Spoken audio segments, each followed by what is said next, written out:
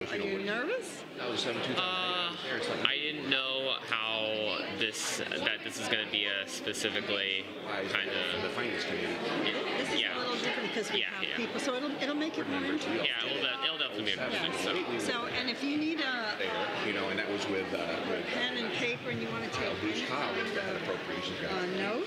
Bruce was just doing gems. In case you want to say something later. Is it too cool, too warm? It is a little bit cooler, but great. I'm just kidding. Are you going to get warmer? It is going to get warm. I am warm.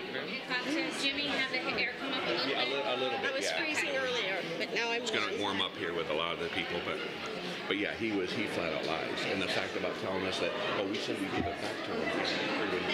coming to get me. Okay, and now I don't know where Melissa is. No, because I said You forget. he did not offer that at all. No, they were going to swap. Well, Where's my... The last time we had, As soon as most of us are seated in middle school, that's what I meant. No, exactly. waiting for them to, Also, And they they talked on about even that student advisory. They're very very public speaking and all that. They're I am gaining so much weight. yeah, no kidding. Very intense. Move it over to operate just that year so we can make payroll. Or there was a lot of districts that wouldn't even be able to. I do speech and I don't. That's where my speaking. You know, Benita is You should be right at home. Yeah, this is great. We're so glad. Thank you. Oh, really? After the house is sold, I have gained not because of 5 pounds anyway. Maybe, and you know, as short as I am, that's a whole place. I looked at myself. I was I went outside for a walk, and I saw myself coming up in the class. So I go to get water. Where is And Trey Miss Fisher, about he plays Brian looking Anderson for... yesterday that I heard it. What's his name? Saying we don't have Oh, I runs the studio who turns the lights on. It's 6 o'clock. Jason. I talked to him, and Trey was very. Out here. He's against taxes, but he understands that it's not. We're put in this situation because the way the state. And I told him, so I got to throw in the argument. Greg, I got to throw in today at Trey at 5:15. If you mind. Apple is missing. Okay, that's it. Oh, okay. It's just staples. Maybe Oh, I'm sorry. Mary Okay. staples them all together. Holy cow. Which makes sense. State says, nah, it's going to be a. Put it in my drawer. Oh, they did. Well, in my drawer. He laughed, I said, yeah, that's the way it They is. thought they belonged there. Time is it? And it might have even more. Kathleen, We're always pretty close to starting. 6:01. And they, What? and they show up in revenue, it's already been allocated. I know. We're starting.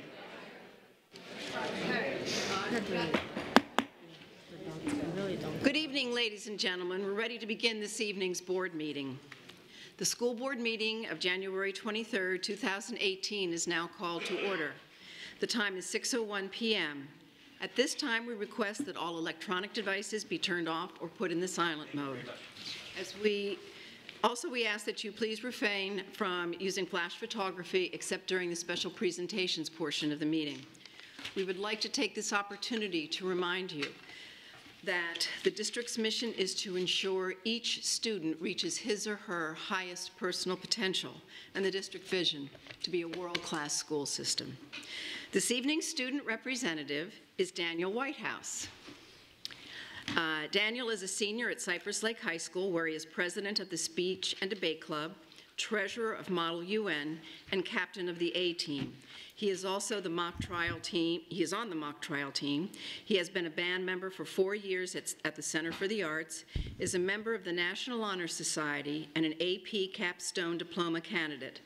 Daniel continues to have an interest in music and strives for continued improvement in public speaking skills. Daniel hopes to attend the University of Chicago and major in liberal arts, history, and social sciences. Welcome, Daniel.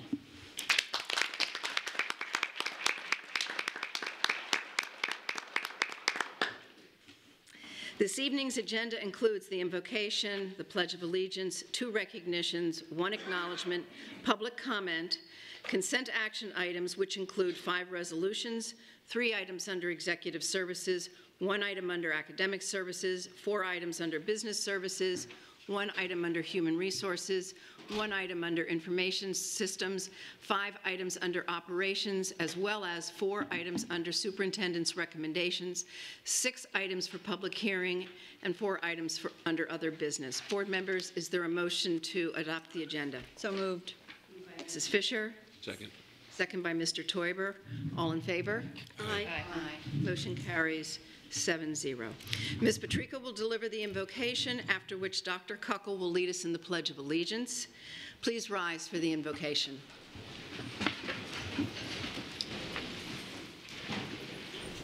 God, make me an instrument of your peace. Where there is hatred, let me sow love. Where there is injury, pardon.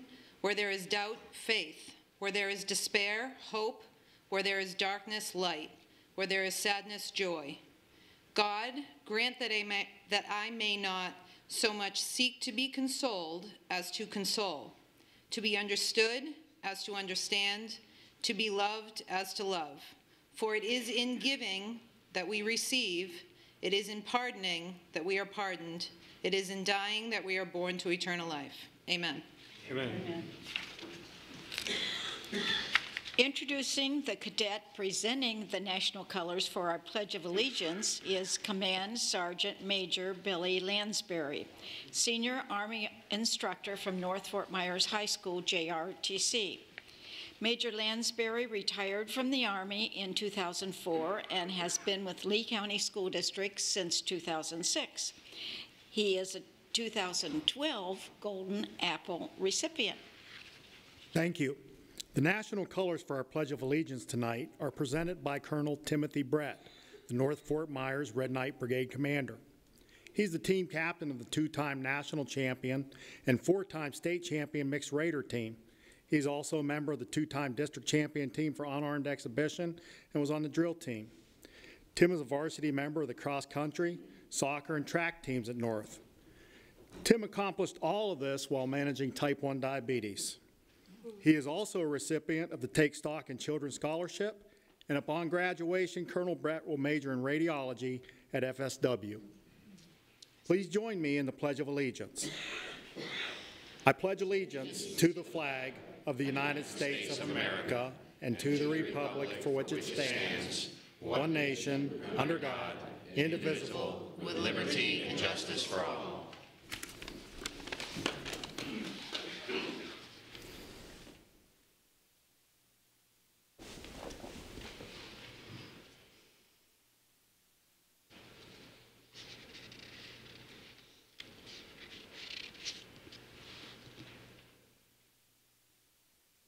You may be seated.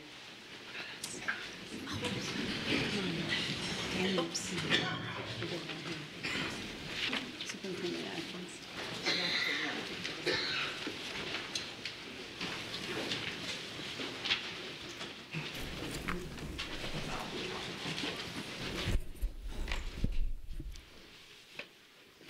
I would like the following individuals from River Hall Elementary School to please join me at the lectern.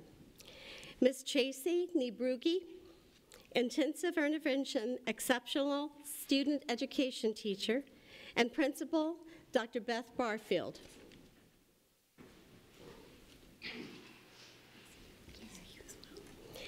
The Lee County Teacher of the Year program provides an opportunity to recognize instructional personnel who foster excellence in education, provide local and district leadership, and have a proven record of superior teaching, as evidenced by their students' performance.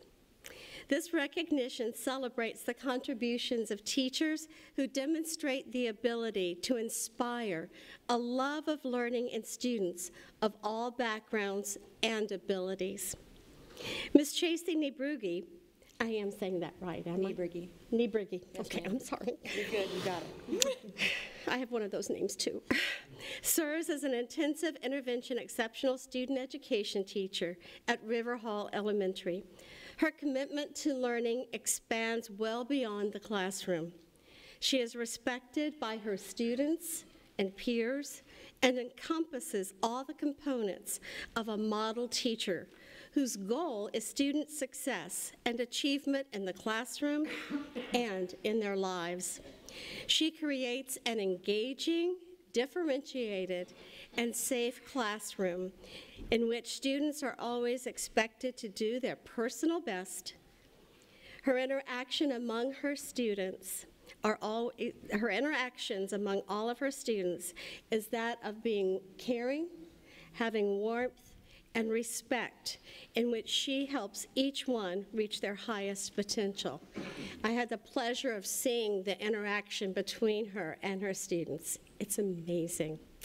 Will you please join me in congratulating her?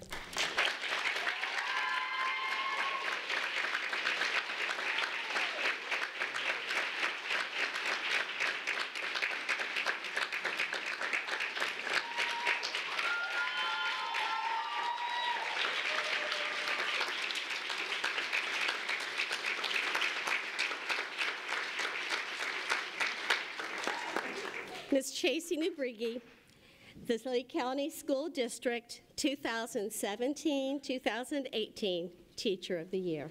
Right on.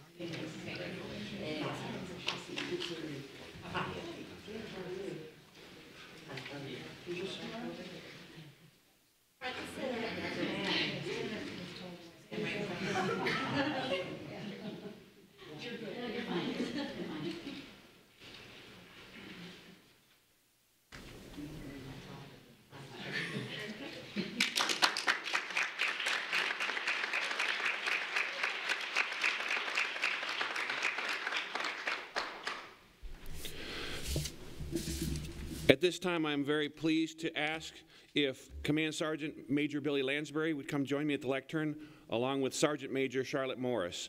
Both are for North Fort Myers JROTC instructors. And I also like to ask the North Fort Myers High mixed team members to come forward.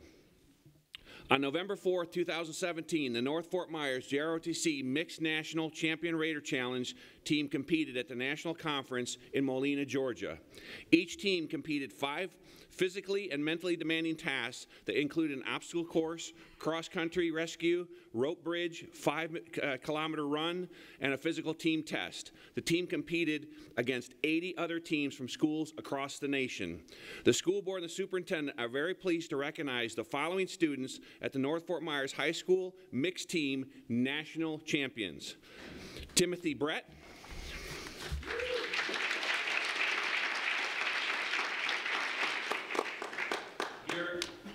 Palo,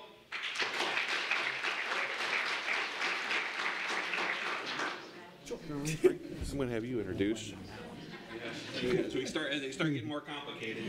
Nah, fam.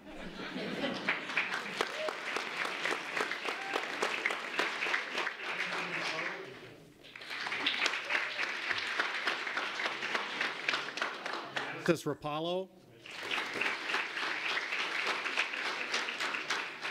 Seedy. Spradling.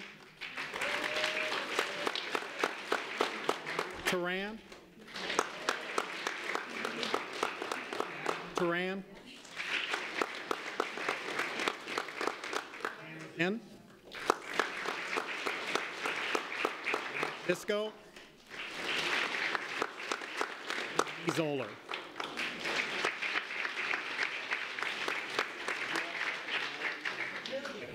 Yes, sir.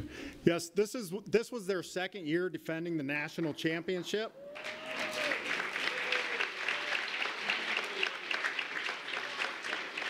And as I mentioned in Cadet Brett's bio, they are a 4-time in a row state champion for the state of Florida.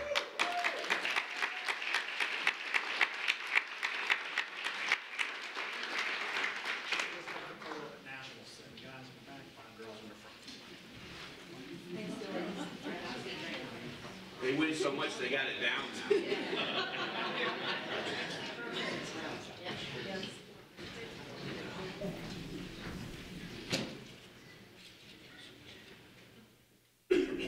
another round of applause.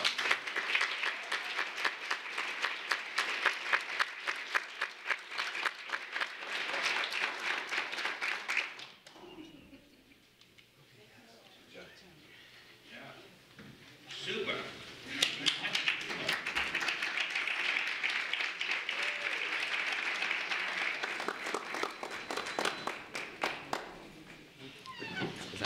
Is that right now? Yes.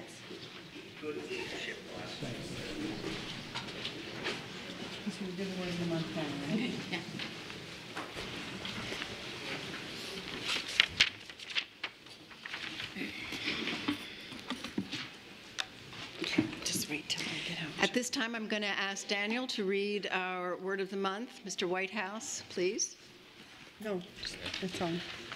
The character word for January is commitment, binding yourself to a course of action despite obstacles. And the quote is, "Commitment is what transfers a promise into reality," and that quote comes from Abraham Lincoln.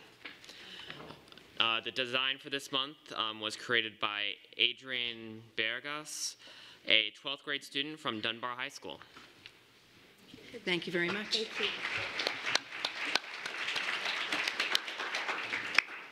At this time, we'll take a brief recess, so those who wish to leave may do so.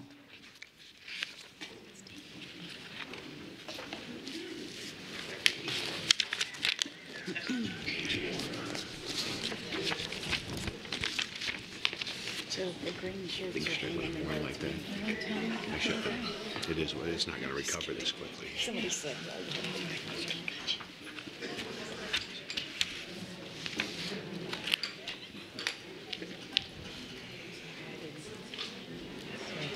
What's such a mess?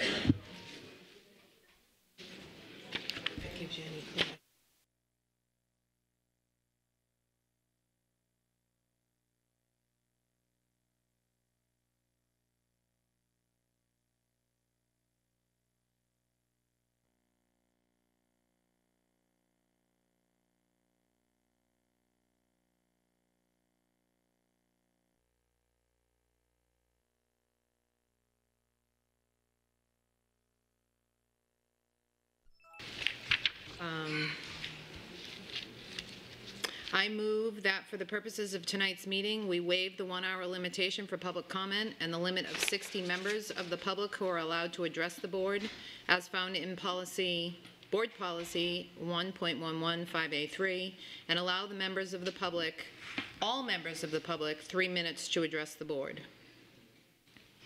Board members, you've heard a motion. Is there a second? I'll second that. Discussion. I feel that we have, as a board, consistently discussed the issue of the half-penny sales tax for the better part of the last 3 years. I know that in almost every report I've made to this board, I've raised the issue of our capital funding crisis.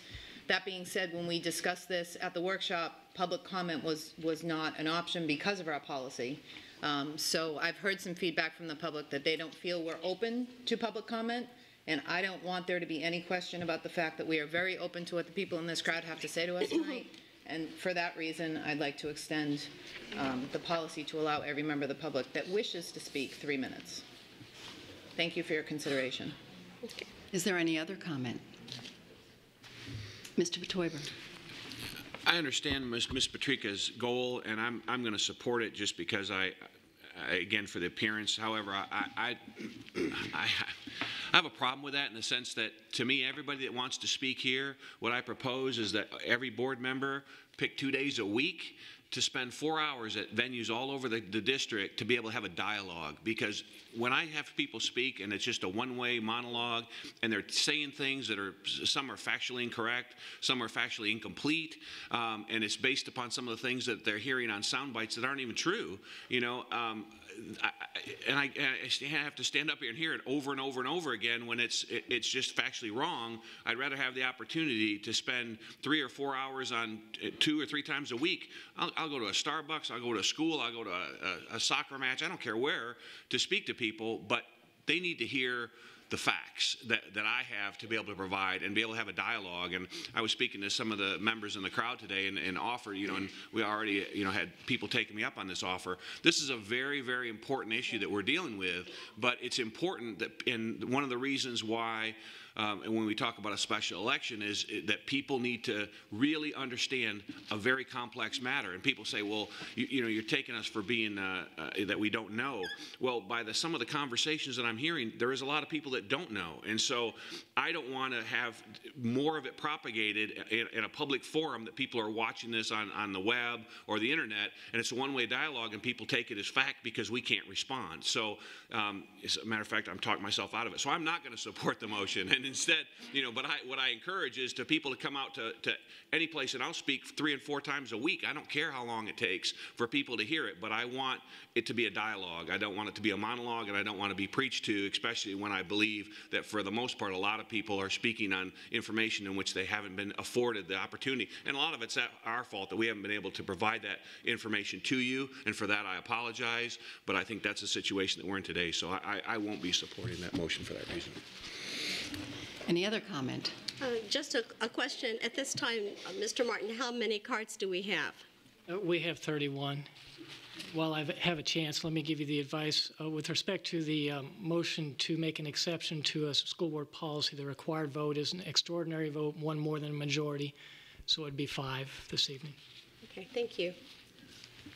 So, any other comment?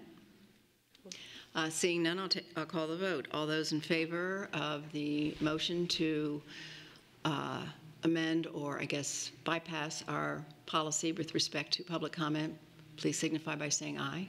Aye. All those opposed? Aye. The motion carries 5-2.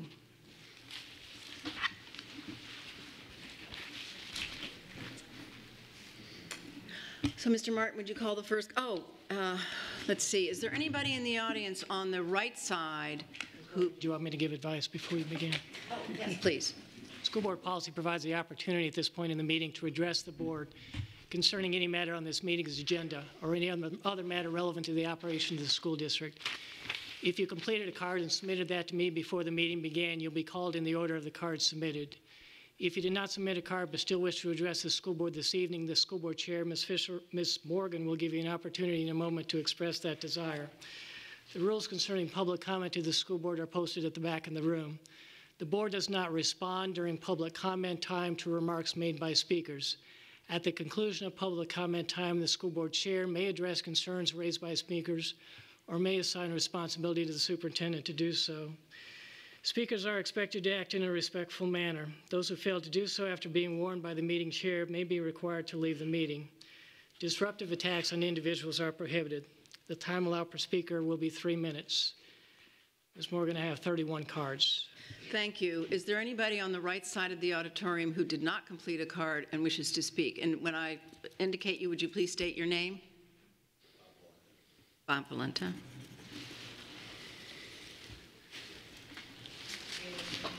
You're going to have to speak up. It's really hard to hear. Sheila Sweeney. Thank you.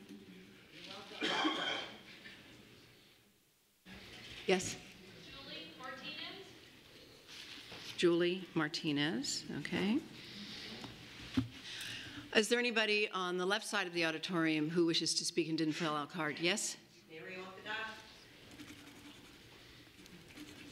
In the back. there's one back in the back. Oh, yes, thank you. Brian Thaggart.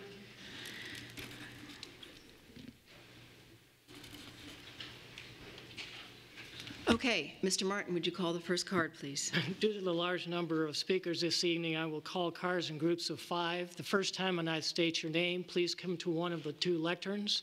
The second time I mention your name, you may begin your comments. The first 5 cards this evening are Ashley Lamar, William Love, Christina Chudursky, Dave Crawford, and Polly Kiley.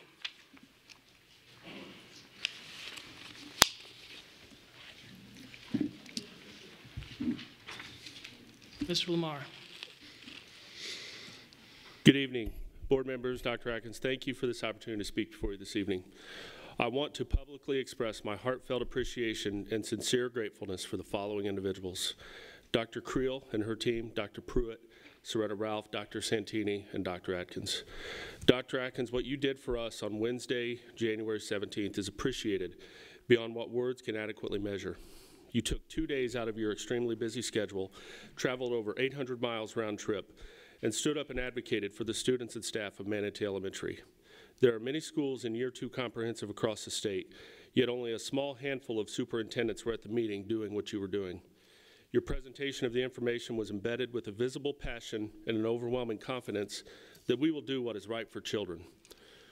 I can speak for the entire Manatee community when I say thank you. Thank you for believing in us. Thank you for your unwavering support and relentless pursuit of excellence. Thank you for giving us Dr. Creel. Her support has been amazing. And thank you for giving us Dr. Santini. His support and mentorship have helped to make me the principal I am today. And on a personal note, thank you for believing in me. We are in the midst of an enormous task, so your belief in me to lead this school brings me great honor and a steadfast determination to not let you or the Manatee community down. I like to say everybody loves a miracle, but nobody wants to be in a situation that requires one. I believe we have one unfolding before our very eyes, and your actions kept the dream alive. The late Rita Pearson, who gave some very inspirational TED Talks, claimed, "Every child deserves a champion, an adult who will never give up on them." Well, I can say that every teacher and every principal needs a champion as well. And thank you for being that champion. God bless you, and God bless this school district.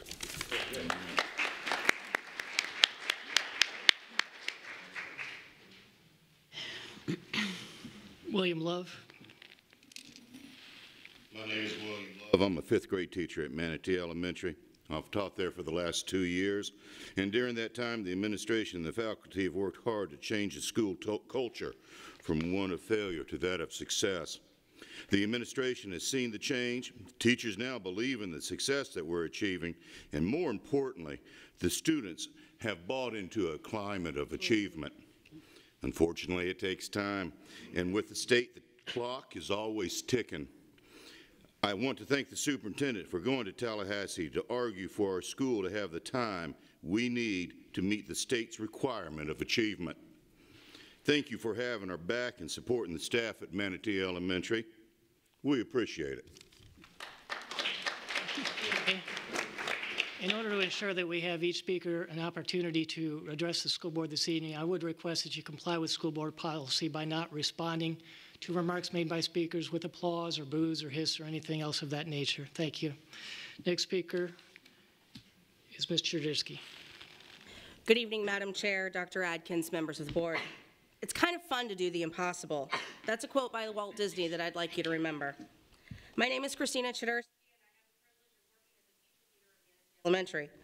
When I arrived at Manatee last year, there were 34 of us that were starting this new adventure together. Some, like Mr. Lamar and myself, coming with experience. Others, many others, brand new teachers ready to work and eager to inspire young minds. The growth that our team made last year turned our students into superheroes and superstars. Working together, our teachers were able to help our students realize that they can learn, and that learning can be fun and enjoyable. For many of our students, especially our older ones, that faith and trust didn't come easily. But with teamwork and Mr. Lamar's leadership, we were able to make tremendous gains. This year, Manatee Elementary adopted a Disney theme to keep the magic going. For any of you that know me, that was near and dear to my heart.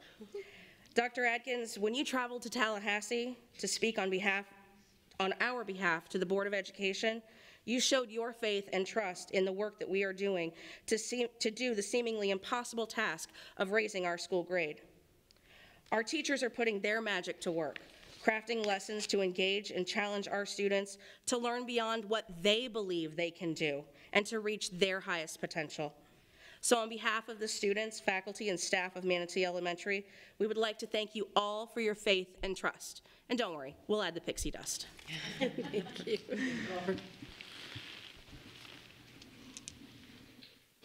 Board members, Dr. Atkins, as both a teacher and a parent of 5 children, 3 of which are in our school system today, I would like to advocate in favor of the half-penny sales tax. Having watched this district over the last 17 years that I've lived in Lee County and 12 years as a teacher, I can tell you that I've seen moments of an unprecedented growth and then kind of a flight. What I see now is a lack of funding from both the state and from our impact fees, and yet I see people continuing to stream into our county every year. The number, I believe, is about 1,800 new students on average every year. That needs money both to build new schools as well as to maintain our current schools, to keep us up to date with our technology, to keep our chairs and our tables and our smart boards and all of the things that go into a school operation. We need that money in order for us to continue the great education that we provide to our children. If we continue to grow, where are all the students going to go? Schools are expanding beyond what they were originally designed to do, and we need the money to expand them and to improve them. We have lost substantial capital revenue from the state, and despite that gap, we've still continued to make gains in Lee County. We've continued to make gains as a state, regardless of the fact that the state has continued to cut back on our funding from what it was about 10 years ago. If we really care about our students and giving them the best possible education, then we must invest in their future. Those are the people that are going to be taking care of us when we are old and unable to take care of ourselves. So I applaud you. Thank you. Speakers 6 through 10 are William Tubb, Ryan Kennedy, Gary Treichler, Lisa Cohen, and Dan Hennessy. Ms. Kiley. Good evening, Board. Doing what's right for students in our community requires the commitment of a special election and approval of the half-cent sales tax increase for schools. Our reality is that in the past 10 years, state and local capital funding has decreased nearly $200 million despite the 10,000 new students enrolled in our county. And in the next 5 years, another 9,000 students are anticipated, with a $478 million shortfall. And it's very unlikely that the legislature and local sources will reverse their trend of funding. As a community, it's our civic responsibility to provide for our schools and the children they serve. And the reality, too, is that everyone benefits from a safe and secure system of schools. Why a special election? With over 50 considerations on the August primary ballot and even more on the November general election ballot, we all deserve a transparent conversation about our funding of schools, free of political rhetoric and not buried in the ballot. A special election puts front and center the reality of our situation and the commitment of our community's support of our students and schools. If the people of Lee County and the school board do the right thing, we will support the sales tax special election and vote yes for the half-cent sales tax increase for schools. Thank you. Tubb.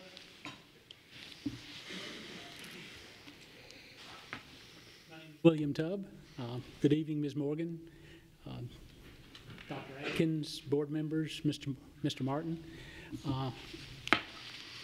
I know that your planning department, operations department, and transportation departments have kept you apprised of the challenges they face in the future, the growth that you can anticipate coming in the next 5 and 10 years. And I know that Dr. Amy Desamoris and her financial departments have kept you informed about the anticipated $478 million shortfall in that 5-year period to meet those needs. You cannot depend on your local state delegation, the governor of the state of Florida, or the legislature of the state of Florida to help you meet those needs. They've demonstrated their lack of interest in helping you, and you have to take care of yourself. I support you asking the voters of Lee County to authorize an additional 1/2 cent penny sales tax on sales under $5,000 and not including food or other necessities as an answer to your problems. This will raise between $50 and $55 million over a 10-year period, per year, and $550 million over a 10-year period. With a $478 million shortfall, $550 million seems reasonable to me. While being a good steward of the public trust, you have, over the past 5 years, lowered your operations millage rate from 6.098 mils to 5.197 mils. That's 9/10 of a mil. But the state legislature prevents you from transferring any of that saved money into your capital needs. That's just lost money. Ladies and gentlemen, you're sitting in the middle of an ocean in a boat with a big hole in the bottom, and the state legislature will not let you even bail. You must seek alternative relief. Even items like year-round schools have been shown to be inadequate to save the funds and reduce the needs to meet these problems. Sales tax, 25 to 30% of which will be paid by tourists to our county, is your only answer. The cost to a family of 4 with an income of approximately $50,000 per year will only be in the neighborhood of $59 a year. The voters of Lee County deserve a calm and concise discussion on the merits of this proposal. If it's put on the August primary or the November general election, the discussion will be lost in the clutter and the jabber that comes from the gubernatorial, U.S. Senate, U.S. Congress, State Senate, State House, and constitutional offices. In addition, on the general ballot, all of the constitutional amendments are going to be on there. Much has been made about the estimated $888,000 cost. I remind you that an investment of $888,000 that will return $550 million to you in 10 years is 61,836.9%. Thank you, Mr. Tubb. Your time's up, sir. Ryan Kennedy. Reichler and Sir, sir, hold on. You're not next, sir. I'm sorry? Next is Ryan Kennedy. Hold on just a second, sir. Next is Ryan Kennedy. You'll be after him. You'll be after Ryan Kennedy, which is the gentleman right here. I'll call your name in just a minute. Hold on just a second, Mr. Kennedy. I need to fix the timer.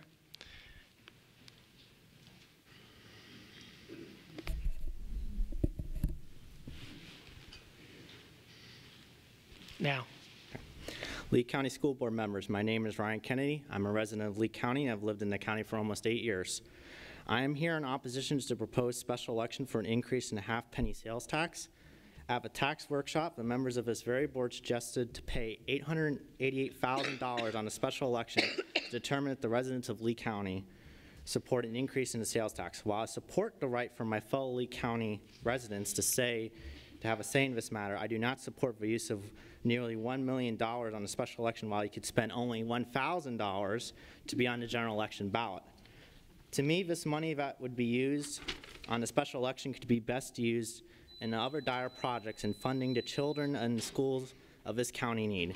This can include the school buses, new textbooks. It could also be used to purchase nearly 3,000 new Chromebooks that each and every student uses in this county. There's also no guarantee that the Lee County voters will support the increase in the tax. Then the $1 million would have gone to waste. Many of our fellow Lee County residents are on a fixed income, include single parents, the elderly, and college students. This increase in sales would negatively affect our fellow residents. I urge the board not to use the nearly $1 million on the special election, rather use it on the things that will help each and every child in this county and not to put the fellow residents into a more economic hardship. Thank you. Gary Treichler.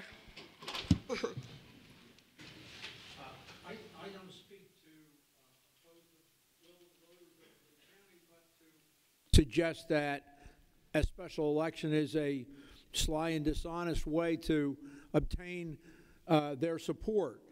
It's an attempt to exploit uninformed, apathetic, and snowbird voters. As the broadcast radio discussion, including Director of Elections Tom Doyle and your board member Steve Toiber revealed, your special education is intended to sneak one past the voters. It would cost almost $1 million, depending on whether it's voted in the booth or by mail. It would cost almost $1 million, while putting it on the November election would cost $50. To recoup the 1/2 cent would take the first $50 million of taxable goods and services if passed. Or if you want to look at it as $30,000 cars, it would take, just to recoup that money, $6,700 cars sold just to recoup the money that that election would cost you versus the $50. Now, if you consider the reaction of the Lee County citizens purchasing these goods and services, for example, the loss of revenue to Lee County, there's a savings of $150 per car.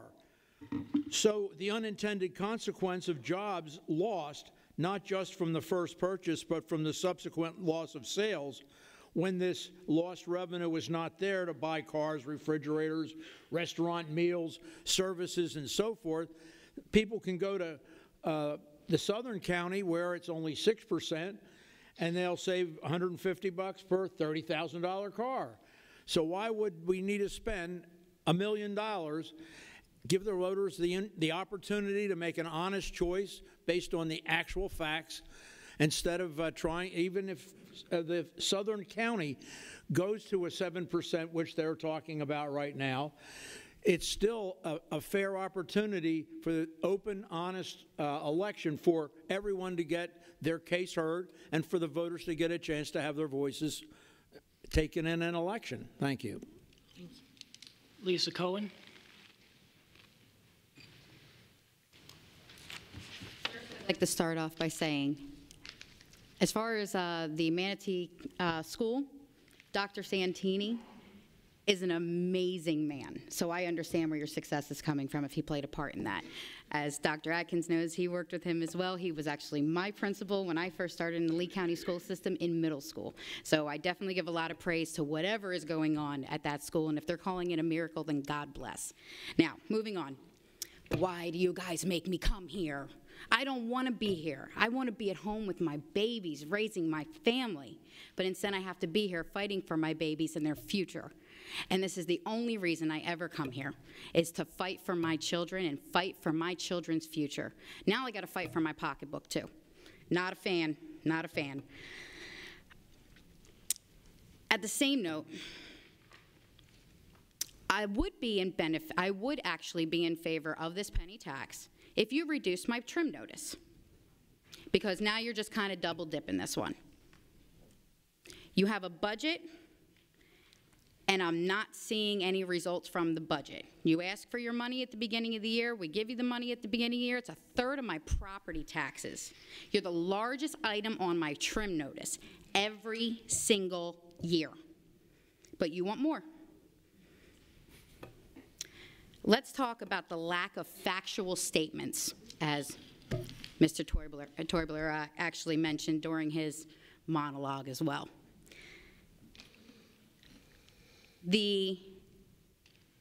What was the comment that was actually made? Hold on one second here. The Lee County commissioners are not on board with this, but there's rumors coming from this board that says that they are. $880,000 is the minimum that we're going to be looking at for a special election. It could be over $1 million. Where is there any sort of fiduciary responsibility to the books here? To the citizens, to the taxpayers? It's just insane. It's nothing but double dipping. All this has done for me today is ask you for one thing. Now I want to see an audit done, because there's obviously something else going on. But thank you for bringing this to all of our attention, because that's exactly what's required here today. You guys should be ashamed of yourselves. I'm ashamed of you. Ms. Cohen? Yes. No personal attacks, please. You have 28 seconds My remaining. being ashamed is not a personal attack. I'm not going to discuss that Okay, with you. that's fine. You have 28 seconds remaining. You may continue. Well, 28 seconds. I'll let you guys sit on that. Speakers 11 through 15 are Louis Bichet, Robert Garon, Louis Navarra. You forgot me. Dan Hennessy. Hold on. Jamie Michael and George Fox. Mr. Hennessy. Oh, my name is Dan Hennessy. I'm a resident of Cape Coral. Just 7 years, so I'm a newbie. I originally come from New York State, where I was a manager for the New York State Teachers Retirement System for 35 years. I dealt with school districts. I've dealt with government all my life. With my apologies to, hope the name's right, Mr. Tuber, all I know is the sound bites I heard on the news today. Those sound bites inspired me to come in today and to voice my opposition to your sales tax increase. You have a legally prescribed way to get your funding. Use it. Don't double dip. My rhetorical question to you is, what are you going to do on year 2 and year 35? My presumption is you will still get this double dipping funding, and over and above what you're requesting. In year 2 and year 35, you're not requesting anything. In the soundbite I heard today, it says you're requesting this for many reasons, but one reason is to fund a new school. Well, you're going to fund 35 years worth of new schools every year? I think it's, I'm trying to choose my words properly so as not to offend anybody, but I find the proposal ill-conceived and offensive to me, and I will do anything in my power as a citizen to fight your proposal. Thank you. Louis Bichet.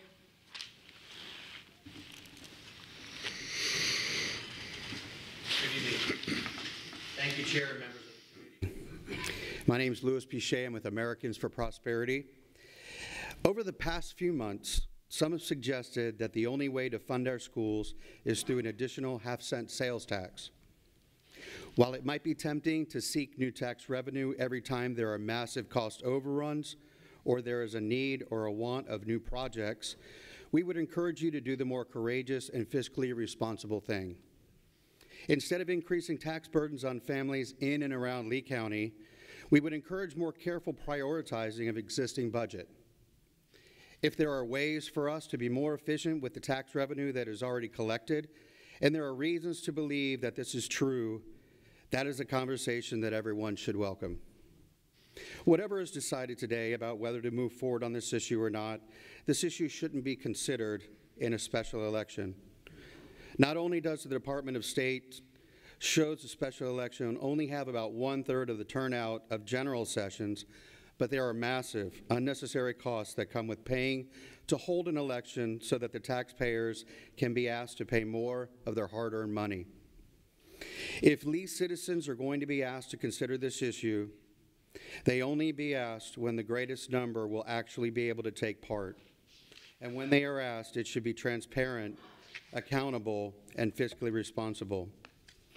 Every time taxes are raised, Lee County families are forced to sacrifice, to live with a little less in their family budgets. Please ask the same of yourselves. Have you exhausted all means of cutting spending and going through the budget to find waste?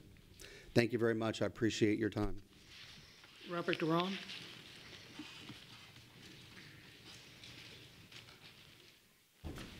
Good evening. My name is Robert Guerin, and I am a resident of Lee County.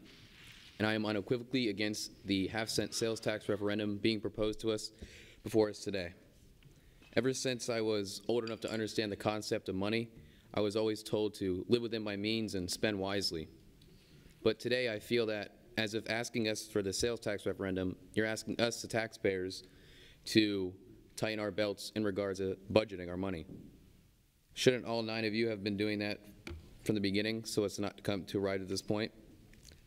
Superintendent Atkins was asked in a recent news press article, quote, "How do you convince county commissioners who have the final say on picking the date to honor your request for a special election?" End quote. Superintendent Atkins' response was, quote, "It's the school board, not the county that is imposing the surcharge. I think we can make the pitch that this is an important date and the cost is really not the concern." End quote. I ask, how is the county commissioners' right to approve the special election not their concern? We, the taxpayers, have been given no rational justification why a special election should be held, besides the idea that voters should be focused on this issue, since the November ballot will be lengthy. If this is truly important, the Lee County School Board should have been educating us since their last vote on this in January 1st of 2015, which was struck down unanimously in a 5-0 vote. Thank you for your time. Ms. Navarro.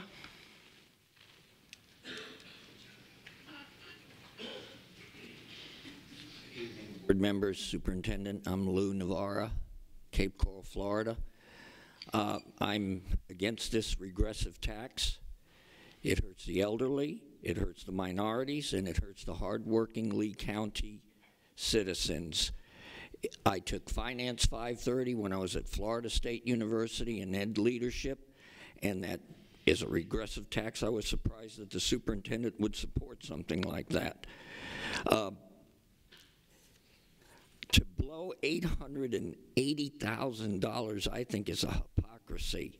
And it's an insult to us as voters that we can't pick what to vote for in November. I give the people a lot of credit. They're intelligent. That's an insult. I think the money would have been better spent on the efficiency report, which Ms. Giovanelli in the workshop asked for. I even thought I saw AstroTurf as part of the capital outlay if that tax is approved. The problem lies with the state legislature, Governor Scott, who pounded education for 8 years, and the capital outlay problems between that and charter schools. Why should we pay for the state legislature? You need to go up there and fix them up, and the new governor should. All the governors from Scott tore down everything from Governor Bob Graham to Charlie Crist that they all tried to build up. It's ridiculous. I don't know why you want to build schools anyway when you can't staff them. There's a severe teacher shortage. My son, I have a 19-page report on teacher shortage. He just graduated UNF grad school in ed leadership, and I'd be happy to share it if you'll contact me. Thank you very much. Jamie Michael.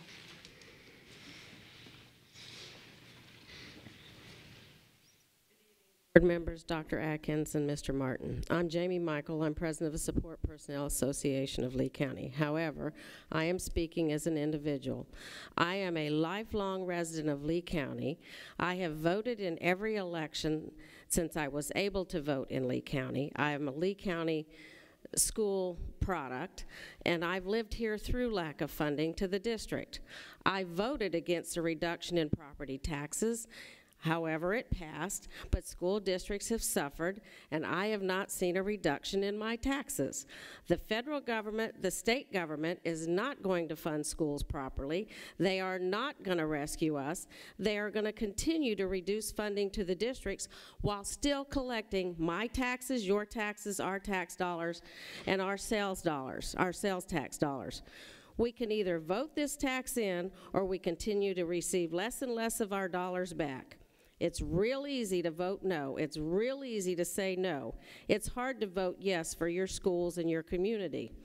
What happens when there is not enough money to build schools? Lee County history. I've lived through it. Kids don't just go to double sessions. Parents go to double sessions. Grandparents go to double sessions. You spend more money going to pick your kids up. You spend more money doing other things because you could have 3 kids on 3 different schools in 2 different tiers.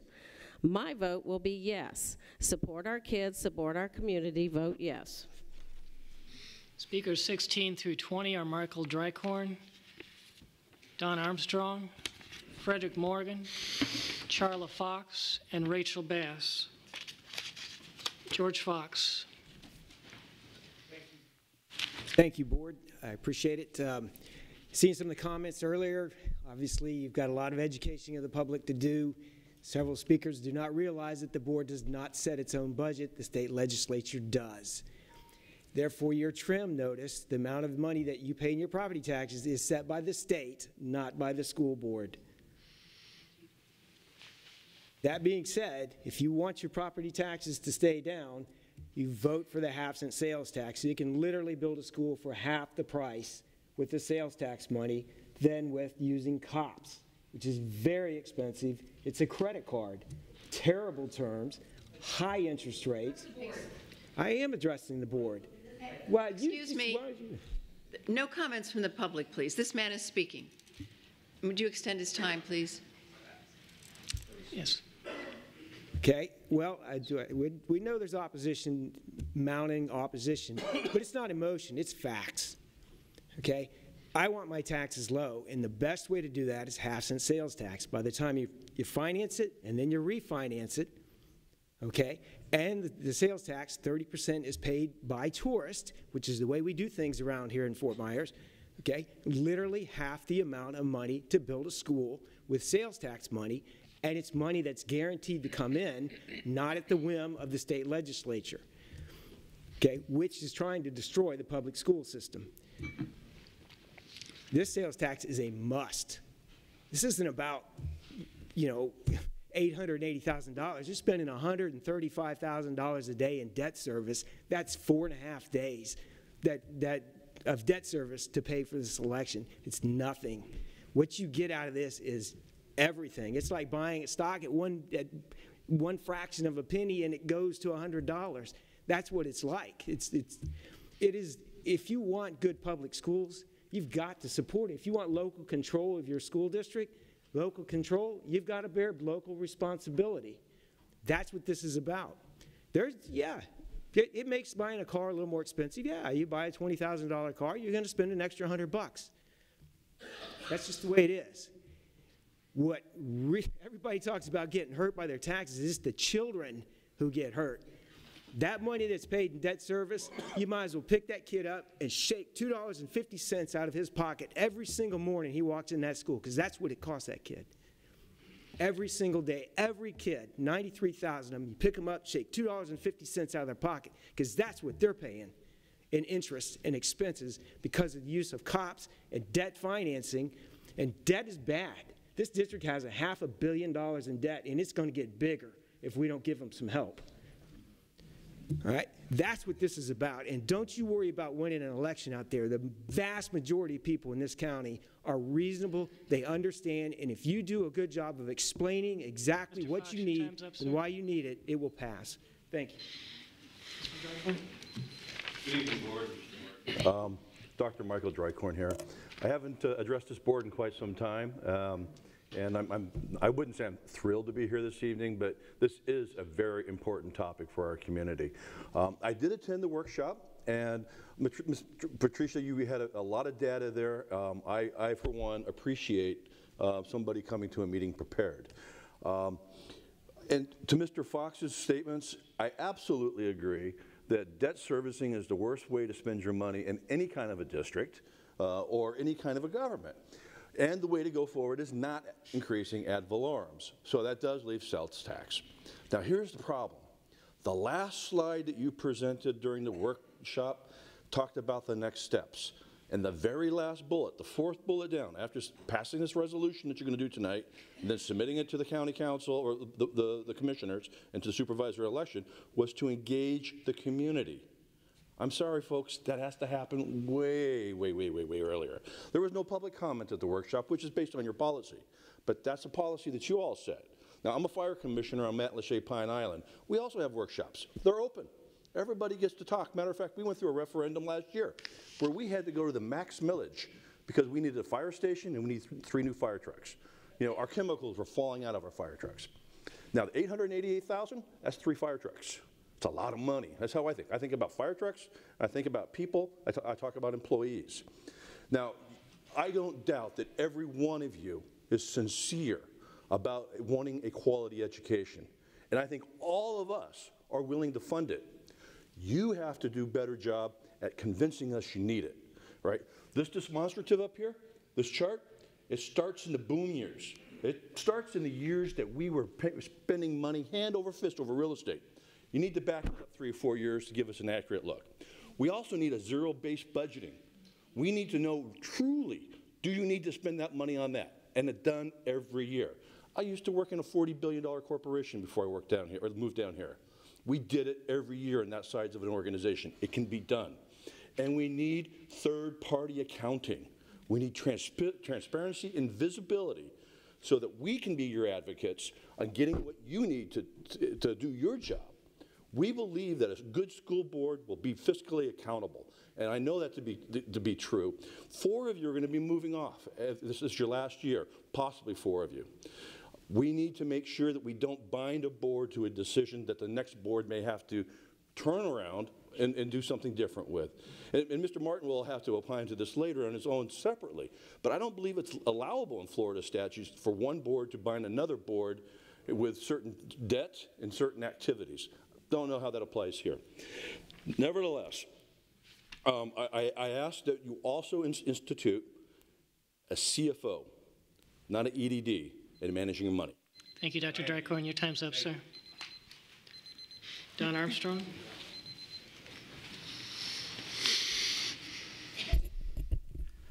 Good afternoon, Board. For the record, my name's Don Armstrong.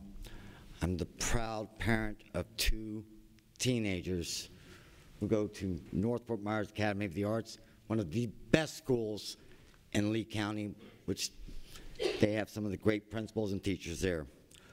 But what I'm here tonight to discuss, and I'm sure most of you know how I feel about this half-cent sales tax. But I am going to bring a couple of things to your attention that as I was looking at it. One of the things I noticed is in your referendum, you talked about furniture, being able to buy furniture. I find that kind of ludicrous. But I started looking at the schools. East Zone, West Zone, South Zone.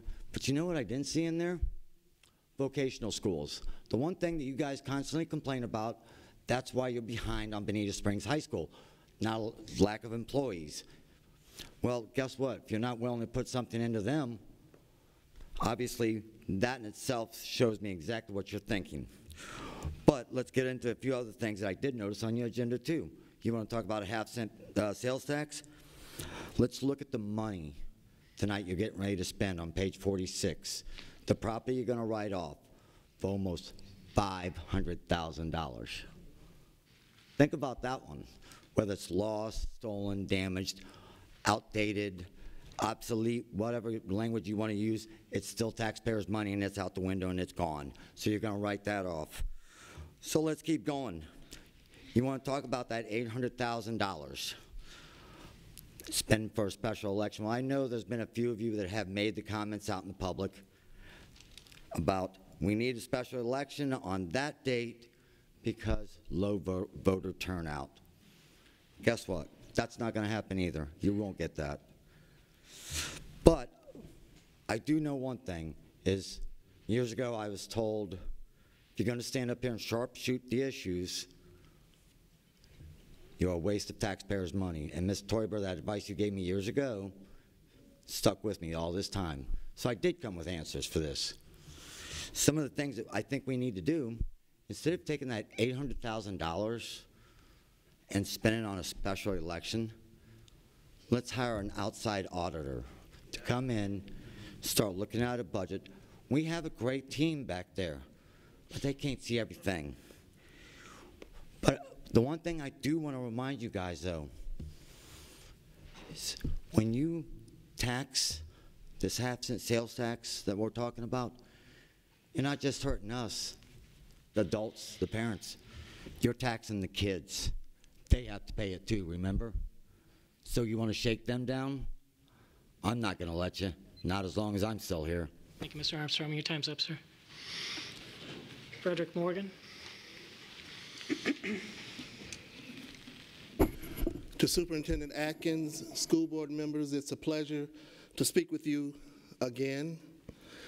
I first want to thank Superintendent Atkins and the members of his cabinet, Attorney Doty, Mr. Bohatch, and any other administrators, along with school board members, Ms. Pam La Riviera, Kathleen Morgan, and Ms. Melissa Giovanelli, who felt a need to attend the portrait unveiling of my mother in the Melvin Morgan Constitutional Complex on January 12th. As you all know, Ms. Melvin Morgan, my mother, served this school district for many years, 37 years plus to be exact. She served as an educator and a school social worker. And I also assisted students, as you know, at Edison State College, helping at-risk students get in school, stay in school, and graduate. A goal of mine and my mother's as a social worker was to improve that gap between black and white students. in Lee County. Many days as a young man, and I can remember riding in the car with her as she would go on school home visits, to go into homes and talk with their parents and talk with the young men about staying in school and doing something positive with their lives. Her goal was to inspire students, especially African American students, to do their absolute best. The current achievement gap in Lee County for black students is 30% between black and white students, and it's 17% between Hispanic students and white students. That gap continues to grow year after year, so we need to do something. We, the NAACP, are asking the Lee County School Board, as well as Superintendent Atkins and his administration, to come up with measures that can reduce that achievement gap and to make the year 2018 the year of racial equity for our students. It's time. Thank you. Charla Fox.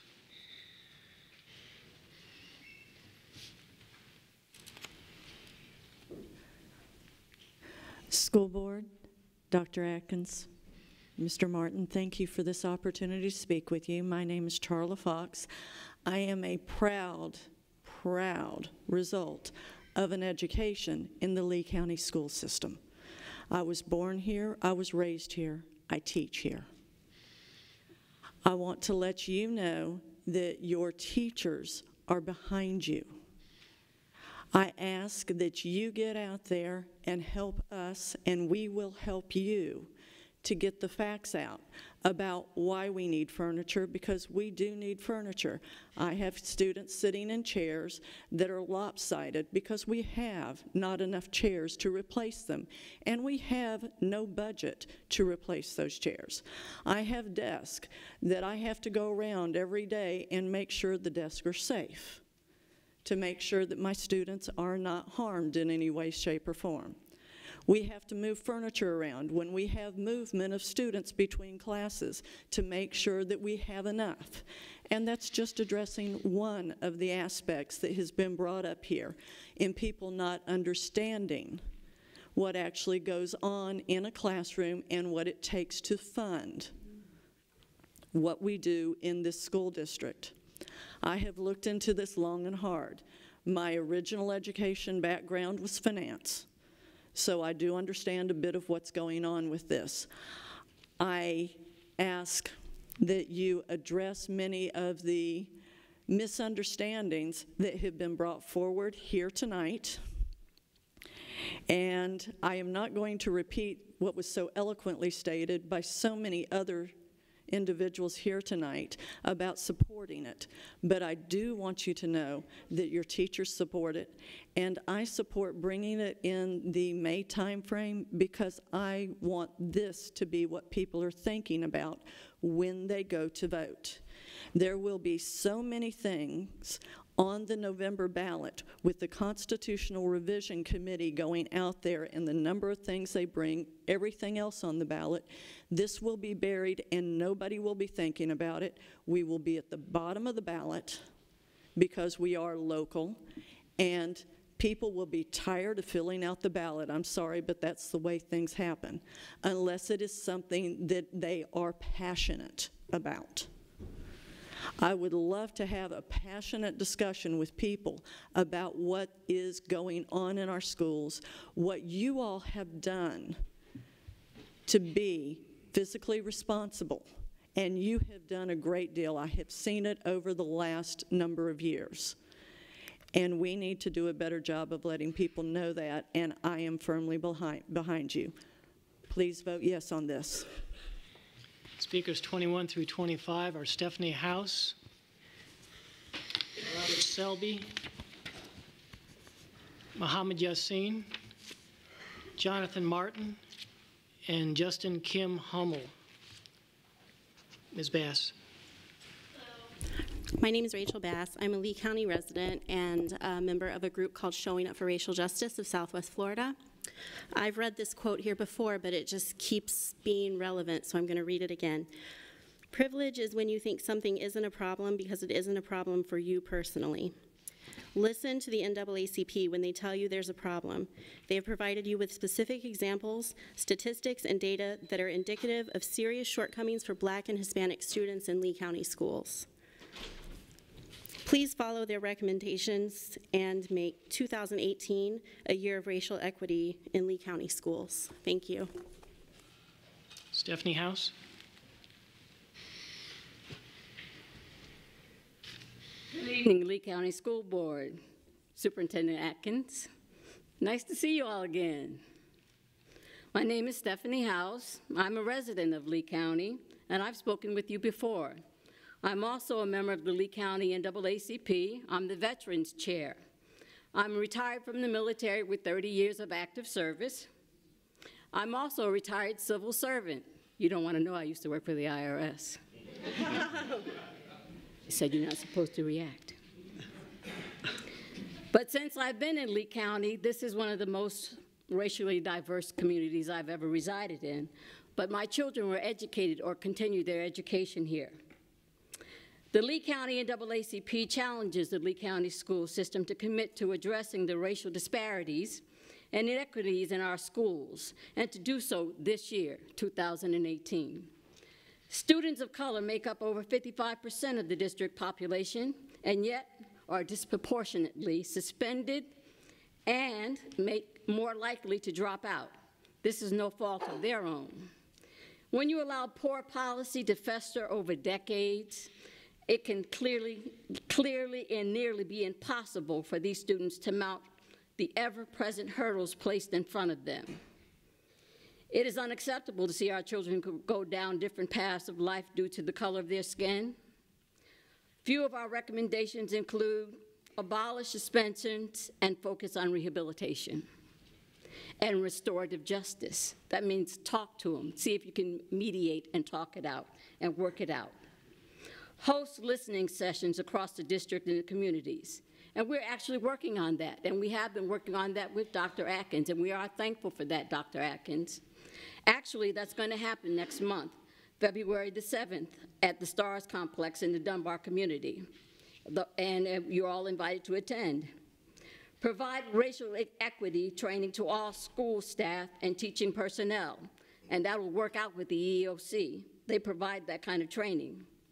That kind of works on walk in my shoes before you can judge me.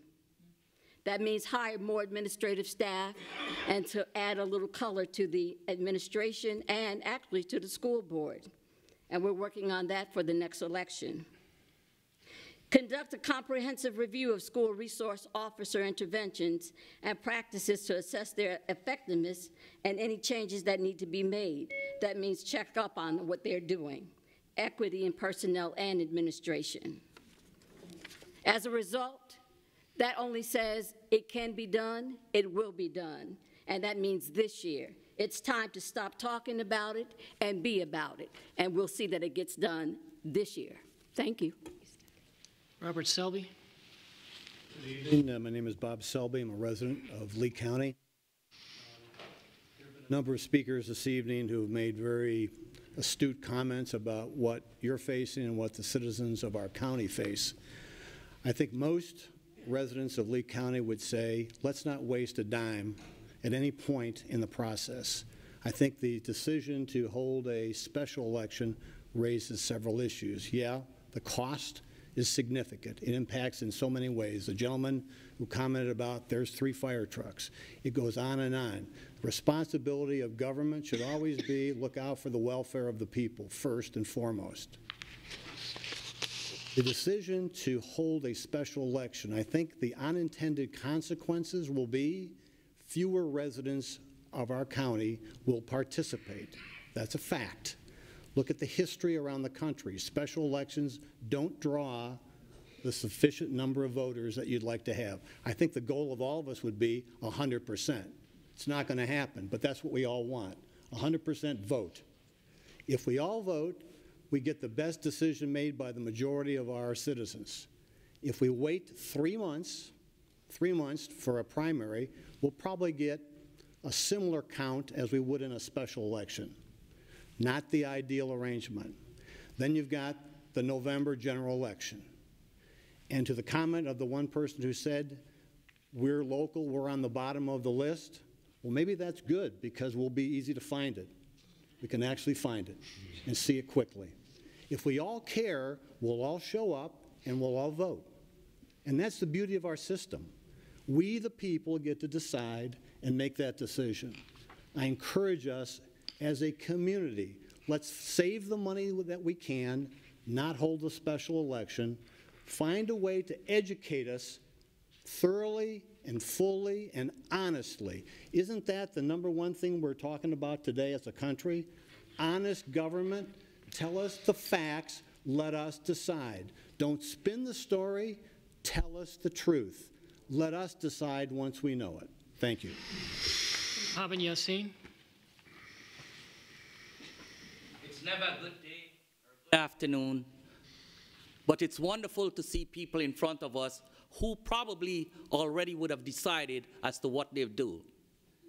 I retired from the United States Army after 24 years of service. I've been in this country over 49 years. I have a daughter who is a teacher also. I've been teaching in the school district for some time. I've met most of you, if not all of you. I said it's never a good day, and I will say it again. When we would hold a special election spending that much money at a time when people don't come out to vote. Who are we undermining? Look at ourselves.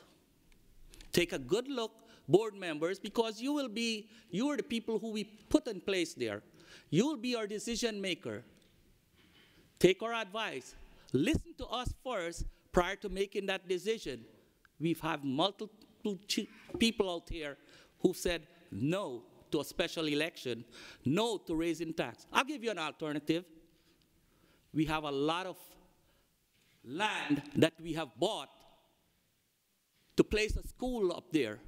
Recently, we voted to put one up in Gateway rather than on Joel in Lehigh, and I happen to live in Lehigh. Do you think the citizens want to pay and or put a penny more there when they're getting nothing? Now, invest in the teachers. Give them a little more money. Think about them. Invest in the substitute teachers. Think about them. Invest in the children. Don't let them carry a heavy 20 bag and say, put it in the locker. You don't have time to go to the bathroom and all. Invest in those type of things. Spend the money there. Don't do the things, make the decision prior to coming here. It's wrong. You're cheating the citizens. It's not right. Think of yourself. Put yourself in that shoe, if you are in that shoe. I heard folks said that we're for the 1 cent increase. I am here to tell you that person must be very rich. I heard one other person said, and maybe he's echoed right now, that look, there are people in here that are living on fixed incomes. You'll get there, some of you.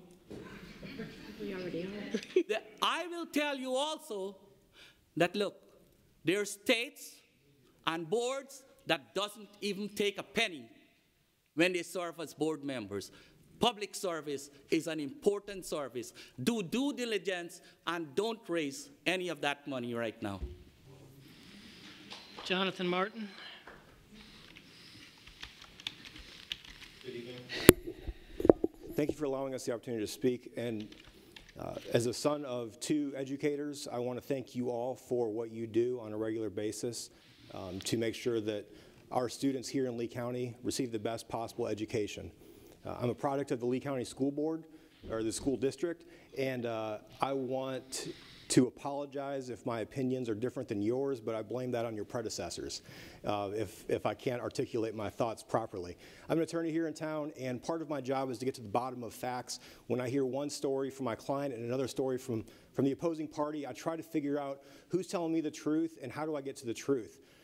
In this situation, with the budget shortfalls and the desperate pleas from members of the school board for additional funds, I just want the facts. I'm the chair of the Republican Party in Lee County. Many of you know. I've spoken to many of you. And I've heard many people over the years talk about this specific issue. And I apologize, Ms. Patrica, for not speaking to you this past week, but I've spoken to you in the past, and my phone has just been completely bombarded by other people in the Republican Party here in Lee County, and many just regular citizens that are wondering what's going on and why is there the need for this money. I went online to the Lee County School District, the Department of Education. I can't find numbers, as Mr. Drycorn spoke about earlier, that fill in these two blank blue spaces on these graphs that are on either side of the auditorium. What were our numbers before 2007? I know, I'm from here, I know what the economy was doing, I know where the school board was before, but we got to give the full picture to these people. There's a lot of people in here wearing green shirts today not because they're against funding for students and giving students a great education, but because they just don't know what the numbers are. And if they don't know what the numbers are, guys, they're not going to get behind a tax increase. We have to know what these numbers are. I know there's an audit out there that's been mentioned, and I understand that the audit that's being worked on is not for the capital budget. I get that. When was the last time there was an audit on the capital side? I don't know. If there is one, I can't find it on the website. And guys, I spend a lot of time on computers and just trying to find information. I know you all are working super, super hard. I've spoken to many of you just throughout the county, just random meetings I go to. Many of you are there. I want to make sure that we're doing the best for the kids. As a Republican, I know many of you probably had preconceived notions when you heard my name. You know, John's going to come up here and just yell and talk about how we can't have a tax increase. Guys, as a Republican, I believe in equality of opportunity, not equality of outcome. And there is not a better way to be a Republican than to show that we care about the students that are getting educated on a daily basis. And if these kids are sitting in broken chairs, we need to find some chairs so they're not going to hurt themselves. I'm also a personal injury lawyer. I get that. But we could, for $14 million, which was the last hiccup in the Benita Springs School, we could have bought brand new desks for every single student in Lee County. Thank you, Mr. Martin. Your time's up, sir. We're here to say, show me the numbers. Thank you very much. 26 through 32 are Mo Tabe, Mark Castellano, Ramey Hall, Allison David, Yanni David, Onan Arbery, and Andrew Sund. Justin Kim Hummel.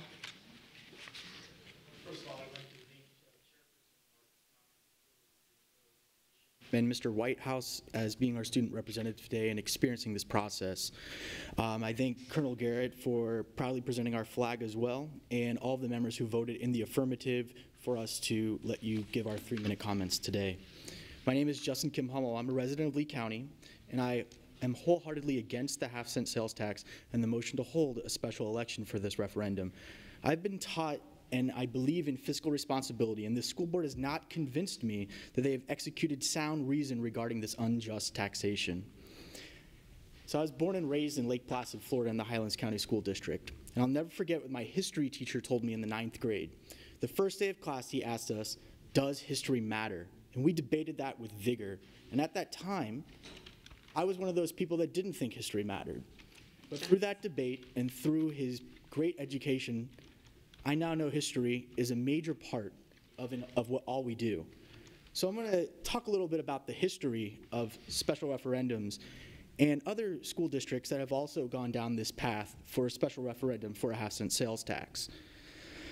So first of all, in Hillsborough County, which is a comparable size as our school district, we had Superintendent Jeff Eakins tell the school board just last year that their sales tax would not happen without a campaign that highlights the good they do and the importance of a strong school system. It's not just a revenue-generating plan, but a will-building plan. As many people have said here today, you have to talk to the community and not push this through on a special referendum. If this tax has great merits, the more time that it is presented to the community, the more support there should be. So by pushing it through in a special election at a cost of $888,000, that is unacceptable. Secondly, we'll revisit the 2003 vote of Polk County and their half-cent sales tax, which did pass, also in a special election. Do you know how many people voted in that special election? 38,000 people. Do you know how many people voted in their 2004 general election? 258,000. That's a staggering difference of people who are participating in the political process. So by educating voters, if this is truly the right plan for Lee County, you should be able to give that same type of education. And I would like to close on some comments that Mr. Teuber said to NBC2 News on May 2015. He said, "We'd love to tell you the public to trust us, but unfortunately we don't because we're politicians, and people don't trust politicians, and people don't trust any time there's a tax increase." Well, Mr. Teuber, have you educated the public since May 2015? Have you built a case for trust in your politicians, as you call? And Board Member LaRiviere, you were stating that also— Thank you, Mr. Kim Humley. Your time's up, sir.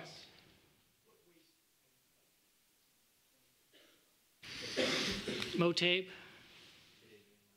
Motabe, and I'm a Lee County constituent. I'm here tonight because the school district needs to improve its relationship with our community. Last year, many sought redistricting, but their recommendations were rebuffed. The budget was overrun due to mismanagement of taxpayers' money. The school district was also recently found guilty of creating an unhealthy environment for a disabled student. It even refused to look into any complaints that would shed light on the truth.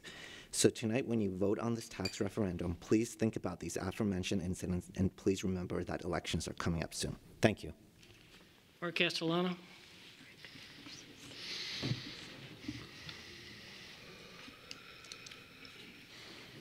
Board members, Dr. Adkins, I am Mark Castellano. I am president of the Teachers Association of Lee County.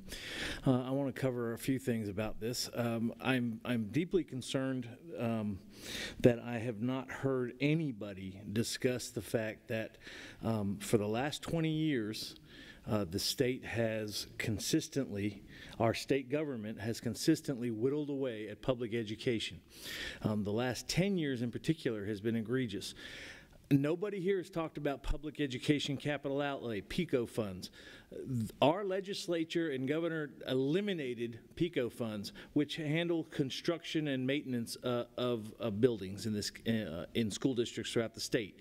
Nobody's talked about the fact that they eliminated that for public schools while continuing to give that to charter schools. When they finally started to restore it, they restored it at greatly reduced, I mean a fraction of what it used to be, and yet still giving even more to charter schools.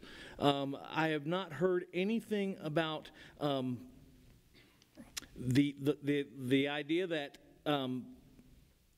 our county commissioners have eliminated impact fees, eliminated them completely for years, and as they have restored them, again, it is a fraction of the percentage that they were originally at.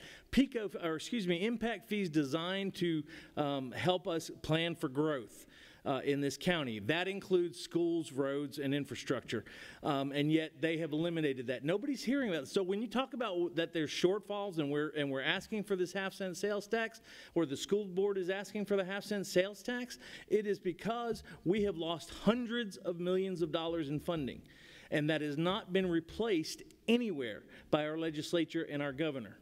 And so this is why districts across the state, the majority of districts in the state, have some sort of a sales tax referendum that covers various things. We're asking for it. The district is, I keep saying we, the district is asking for it in order to build schools. Again, nobody's talking about the fact that we are over 90,000 students, 93,000 students. Folks, we're growing. We're going to add another 2,000 students next year. We're going to add another 2,000 students the year after that. Other districts in this state are not growing at the rate that we are. We are pretty unique in that respect. Ladies and gentlemen, we are not keeping up, and our legislature and our governor are doing nothing to help us. Am I thrilled about doing this as a special election? I'm not. But how many of you have voted on a ballot that had constitutional amendments on it? They are so convoluted, it is unbelievable. It's hardly recognizable English. And so we need, I have no problem with the special election if we can focus everybody's attention and get voter turnout at that. We've elected school board members in this county with 12% voter turnout in a summer primary. So, you know, we've got to look at this, and I hope that everybody here will support that tonight. Thank you. And I want to just remind you all that you are addressing the board. Thank you. Hall. Thank you for allowing me to speak. I'm here tonight to ask you all to vote no against the referendum, although I think most of you have your minds made up. This is an important decision, and it's a big deal for Lee County. To spend $1 million, yeah, I heard it's $880, but based on our track record with estimates in this district, I think it will be more like $1 million. That is a lot of money. It's a waste of our taxpayer dollars, and to do it on a special election, I think it's just terrible. Here's some food for thought for you guys. We are currently building the most expensive yet smallest high school in the district in an area that did not even need a high school. Your handling of the Bonita High School construction project has caused you to lose the trust of the public. This is not the time to do a special election. I have heard a couple of you speak publicly saying that you're in favor of this special election. I have heard you say you're not allowed to campaign, yet you were doing just that. You have misrepresented the facts in your speeches. This chart is terrible. It's terrible. I mean, just like, don't use that. It's just not even factual.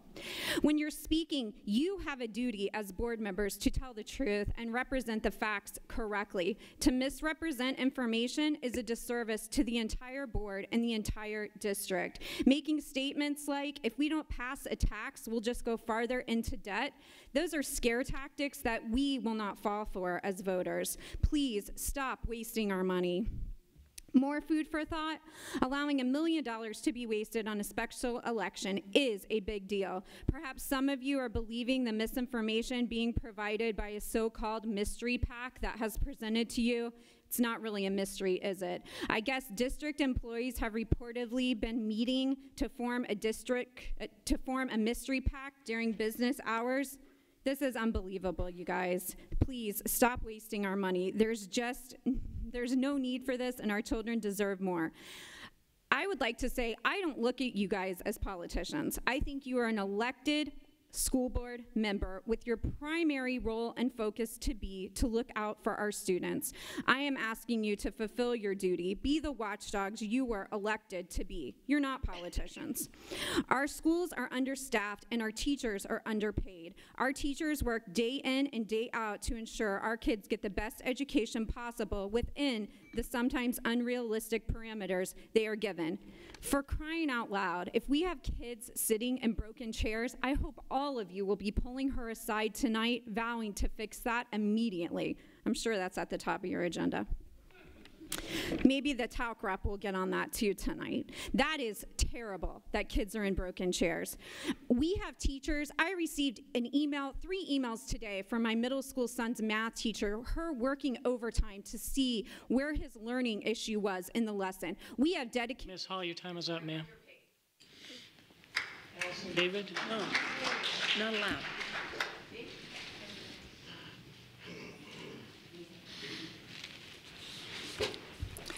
Allison David here. I'm changing the subject.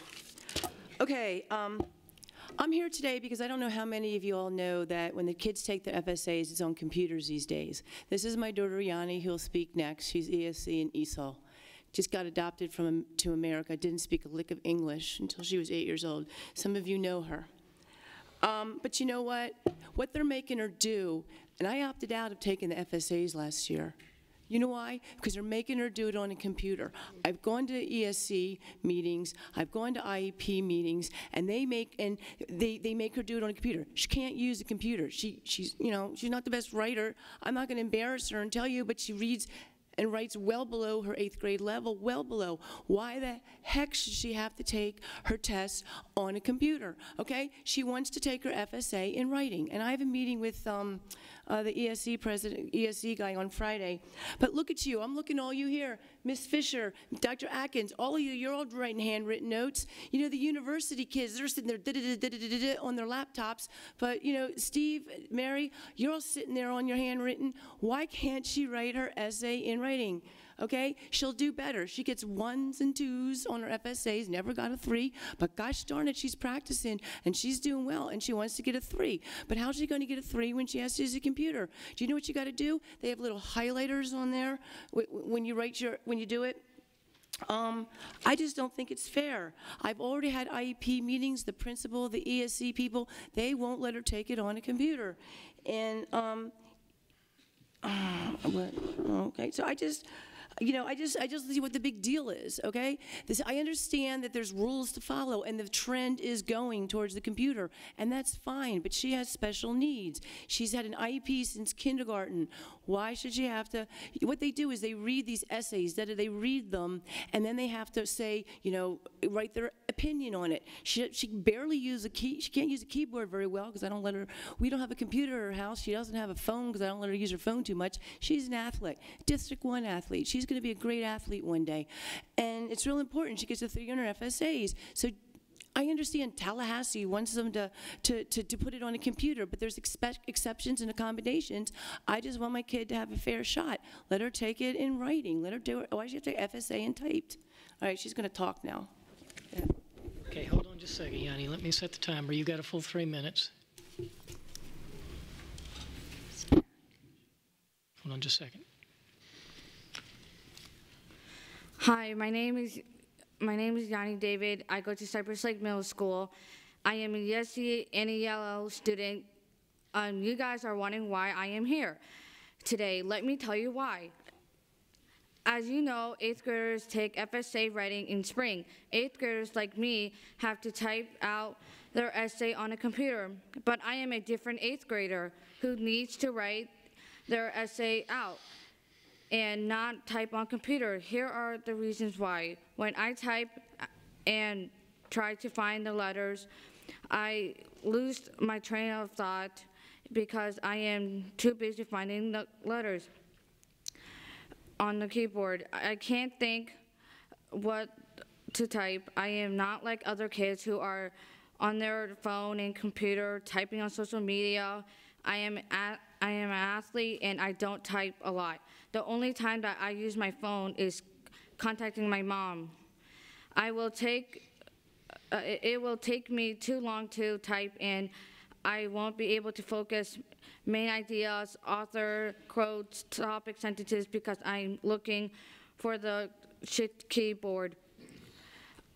I don't know how hard to let me do my essay in writing because I want to do my best. This is my 2nd year of fighting for this. I am begging for a handwritten FSA.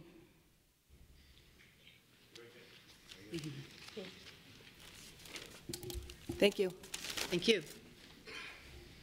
Sir, why don't you come ahead? Why don't you go ahead and state your name so I don't butcher it? I'm Conan Leary. I'm a registered voter here, a resident of Fort Myers. I'm addressing the board tonight, and thank you for your hard work. And Mr. Still on? Okay. I'm coming here tonight, listening to all these people, and after sitting here, listening to all these people, and there's 9 board members, there's about 800,000 people here in Lee County, we want to let you know that we are not the problem. We are the solution to the problem. And what we're addressing is we need accountability, transparency, and honesty of all the money that the school board gets and where it goes. Then we need to look at the classrooms of the 23 students to see if those classrooms can be expanded to more to accommodate the problem of the growth rate of 1,800 students a year. And then we need to look at areas that the school board can cut, where one small part of the biggest part of the budget of Lee County. If the school board needs money, what it should do is address the 5 commissioners to say, hey, we need to raise taxes, maybe on property or businesses, to substitute the problem that we're having with the school board. To raise sales tax and other areas, it creates a problem that everybody's spoke here tonight. We want to thank these people for coming in here and sharing all their thoughts and ideas. I am against the 5.5% increase. I'm also against the special election. I believe that that should be, as many people pointed out here, that should be on the general election. If there's too many things on the ballot, I think with all the teachers here, these 9 board members that were elected, I think there should be a process after all these years that if you're going to vote, there should be some kind of education of what these special things are, because if you read them, it's like a patchwork of flaws of laws that no one can understand. So I think what we need to do is address the real problems if we're going to have this growth rate coming into this country. We all have to work together and look at this county and look, how do we address this growth rate, how much money we're pulling in, where it's going. Let the 800,000 people be part of it. We don't need to have this type of cattle prodding to bring people into this type of a situation and all these statistics and numbers that we heard tonight. This is not what we're about. We're about a community that wants to give our kids the best possible education they can to deal with the crisis, and all the minority groups the same way. And I think what we're seeing now is we're not addressing that problem at all. We're addressing just to get the 0.5% and to get this thing on the ballot. We need to address a bigger problem. Thank you so much. Andrew Sund. Okay. Hi, thank you. My name is Andrew Sund. I was a product of the Lee County School District, and actually the product of a public charter school as well, graduating with my associate in arts degree at the same time I graduated from high school. So I understand what a good education can do and the opportunities it can provide you. I come before you today to oppose this special, this tax increase, the sales tax increase. I think when we look at the responsibility of our elected officials to carry out their duties, fiscal responsibility is front and center.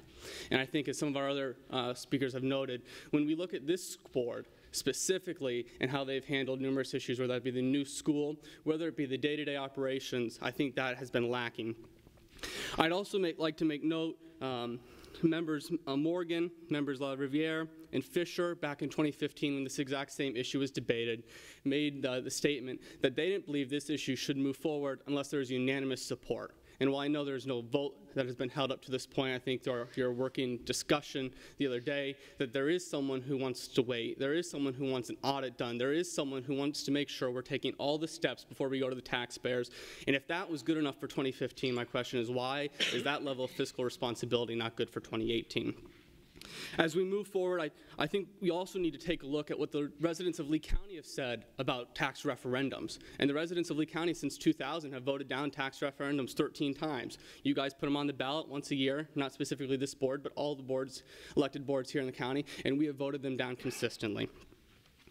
I think when we look now, not just at this tax increase, and if we get together and you can prove that we're being fiscally responsible with our dollars, we've addressed spending, we've moved through past all those issues, I don't think, and as a product of the school, I have no problem supporting the schools. My largest objection, probably the reason I came out today, was the decision to put it on a special election ballot. And so I went ahead, I went to Lee County Supervisor of Elections website and just pulled some data for you. Since 2000, the average voter turnout for special elections has been 29.42%. I have heard consistently from this board, from advocates of this plan, that the reason we need it on a special election is so that all the people can get out, be involved, and be part of the discussion. But when you take the same average for general elections, that turnout goes up to 66%. So if this board is serious about their commitment to all residents having a say, they're going to move it to a general election. When you look at a congressional race, most recently held a special election, 22% turnout. I know we have talked a lot about the $1 million, so I'll bypass that. I did bring my checkbook. I'm willing to write the $50 check, because I know for some people, $1 million of taxpayer dollars and the great return on investment sounds great. But for a taxpayer, it's my hard-earned dollars. I'd also like to make note of House Bill 317, which is— Mr. Sund, your time is up, sir. Time is up. Thank you. Those are all the cards. Valenta?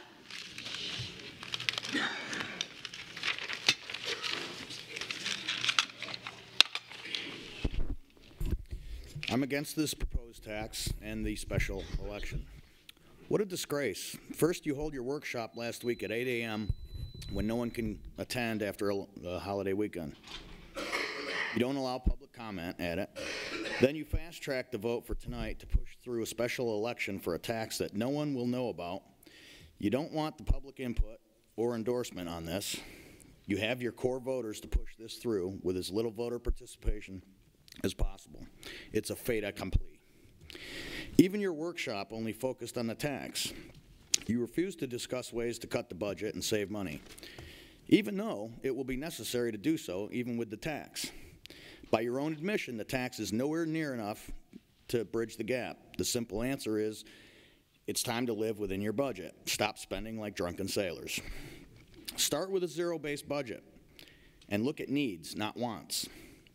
No one at the workshop even broached the subject of what to do when the tax fails. All of your eggs are in one basket. I think what we need here is a public debate on local media, and I put that to the news stations that are listening right now to do something like that, between the pros and the cons.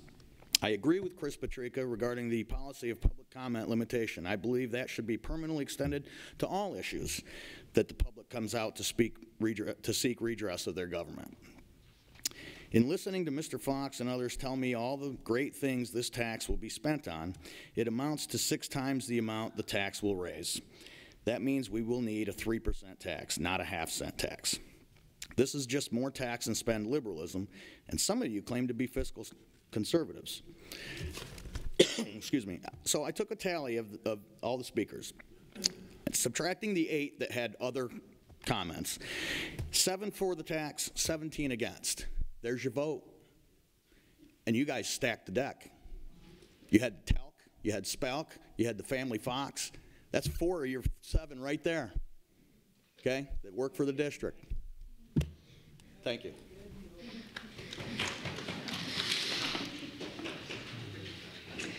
Sheila Sweeney.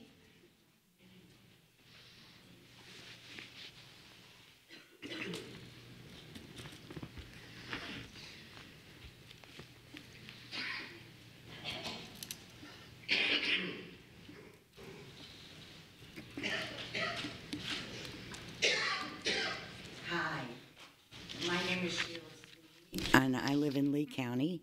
And my child went to school here both at Heights Elementary, Cypress Lake Middle, and Cypress Lake High.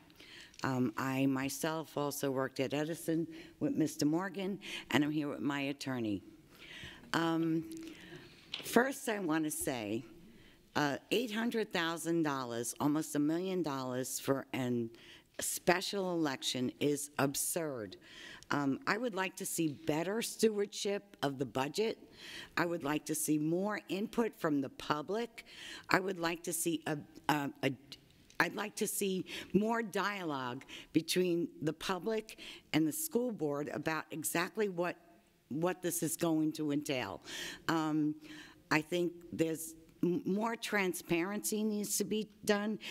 Oh my goodness, Ramey Hall, who is the vice chair of your finance committee, she is against this, and yet you guys are pushing forward for this. I just want to say I am totally against this half-cent tax, and I yield the rest of my time to Mr. Chris Crowley, my attorney. School board policy does not allow for yielding your time. All yes, right. sir. Thank you.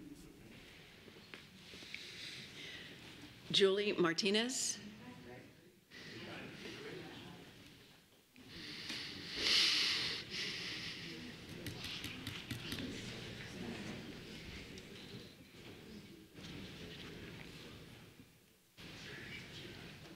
Sorry, I didn't realize I was on deck. That's okay. My name is Julie Martinez. I am a parent, a school volunteer, a DAC member, a small business owner, and I had what I was going to write down. There's so many things that have come up. I understand why you don't like this open forum, but I believe it's probably the best thing so that you understand where misconceptions are, where the education is needed, and so it really helped me see the things that are out there, because I am committed to talk to every neighbor, every parent, every retired neighbor in my neighborhood, every customer I have, about the importance of this half-cent sales tax. When I moved to this area 15 years ago, this beautiful, beautiful area, first question I asked, didn't have children, first question I asked, what are the schools like? Or what's the school district like? I wasn't going to move here and invest in a beautiful home and open up a business if the school districts are lousy. I need to hire employees. Those employees, I need to come from a solid, fantastic, good foundation school. Has a work ethic, knows the meaning of learning, of teamwork. When I had children finally coming into the school district, I have 3 now, so these are the 3 top reasons why I'm here tonight, who are currently in elementary school. I saw things that I did not like going on, that I saw were kind of declining, so I got involved. And I ask every person here, if you are against this sales tax, that's fine. Come to a DAC meeting. Come and sit at a DAC meeting. I've been coming to them for 1.5 years. We have discussed this situation several times. And I leave worried, how are my kids going to go to how are they going to have a seat once they get into middle school with the growth that is happening and the lack of funding? The funding has been taken away. So we need to do other things. Now in those DAC meetings, I also learned that there are 67 counties or school districts here in Florida, and 61 of them have some sort of special sales tax or surcharge that goes towards education. The local communities have got to do things in order to support their schools. We can either pay for schools now, or we can pay for prisons later. Either way, we're going to pay at some point in time. And I'd much rather invest in our children today. This is so important. This is important for our real estate. This is important for those that we have who we hire in our local community. And I do absolutely agree that education, we have got to. Thank you. Thank you. Thank you. Mary Orthodoxu.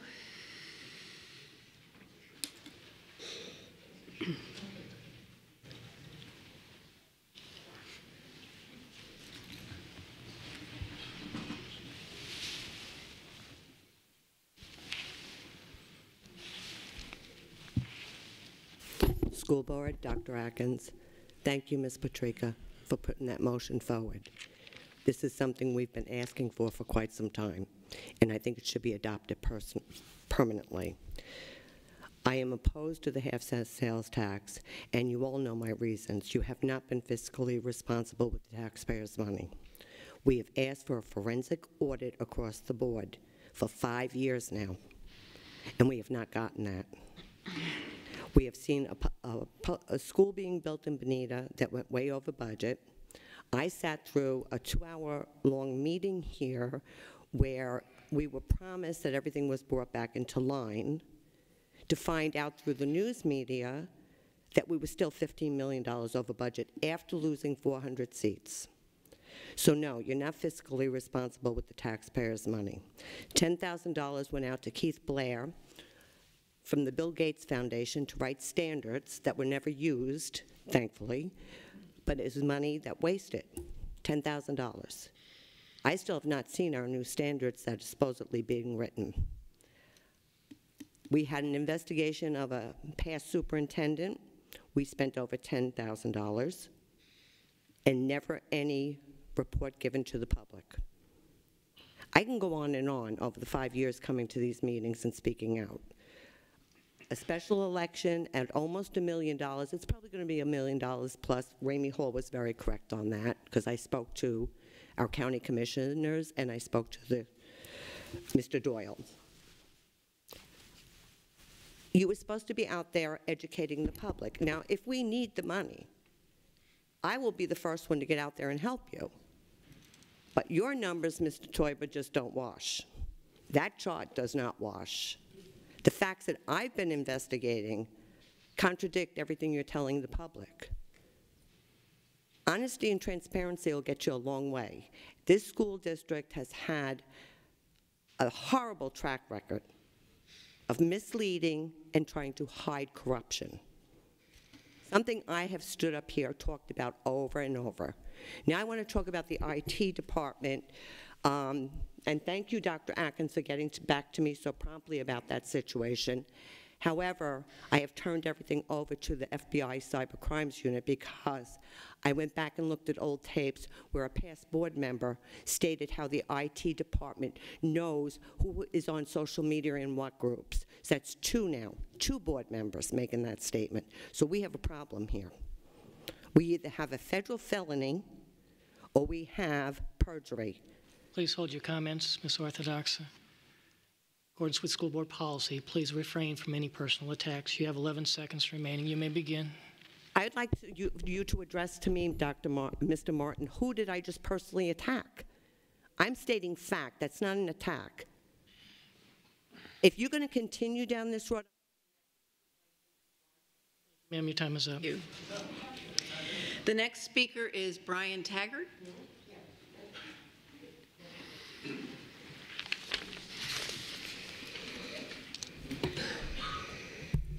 Good evening, board members and Dr. Atkins. My name is Brian Taggart. I'm a lifelong resident. I was born and raised here in Fort Myers. I went to school here. I'm a product of the system. I bought a house. I live here. I am 100% behind making sure this school district provides the best education possible. And I'm not going to beat a dead horse. You guys have heard both sides of the argument back and forth tonight.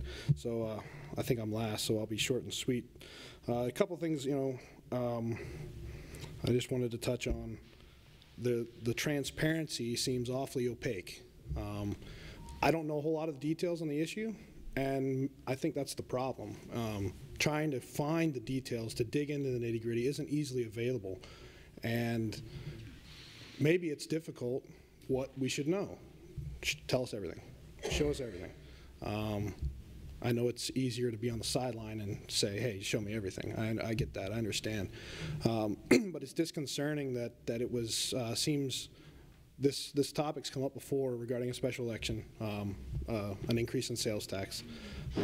And then it kind of, fly by night gets pushed really rapidly, it seems to me, and you can't find the facts. It seems like the timeline is really compressed, and it smells fishy. It might not be, and I think I agree. There is a need.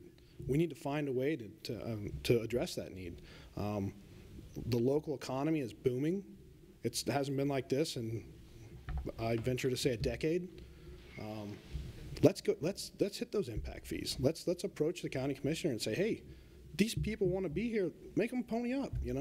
We're building all these houses, and maybe that's a difficult thing to do, and I understand that the county commission has their budget too, and they have people who disagree and agree with them.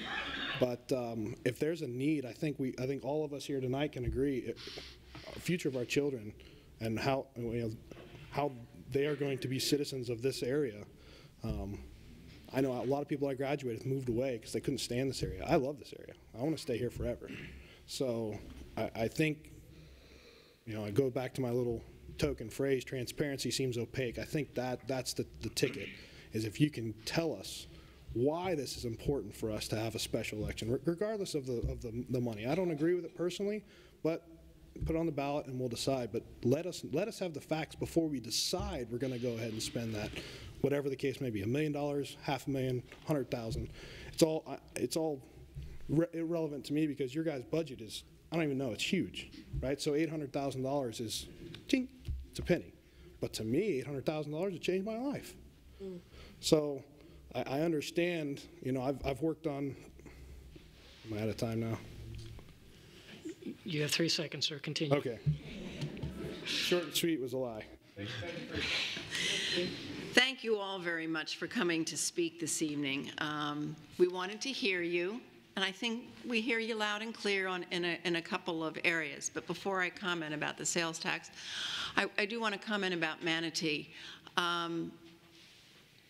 This superintendent and his team have worked really, really hard to identify what our issues are, what our difficulties are, and particularly in our most difficult schools, they have done, in my opinion, a terrific job allocating resources where they're going to get the biggest bang for their buck. They've proven in 2 schools, one of which is Manatee, that if you get the right leadership in place, the right staff in place, you get the community with you, and you have the resources you need to get back on your feet, you can have a miracle.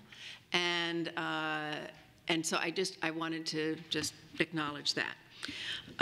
The mother and daughter who spoke about the ESE, oh, I'm sorry, I don't remember your name. Gani? Gani. Okay. I heard you, and I'm sure the superintendent heard you, and it sounds like you have a meeting planned, so hopefully things will move forward. But thank you for coming. With respect to the sales tax recommendation, the fact of the matter is this board has been talking about this issue for 5 years. Some of you have heard about it. Most of you have not, because it has never reached this point. It is a little disheartening, as Mr. Teuber initially indicated, to hear some of the misinformation out there and the lack of information that people have. We have a lot to do. If this board passes this recommendation, we know we need to educate you, and we will do that. We will have transparency. We will have information on our website, and every one of us is going to be out there talking to the public. That's jumping ahead because we haven't had that vote.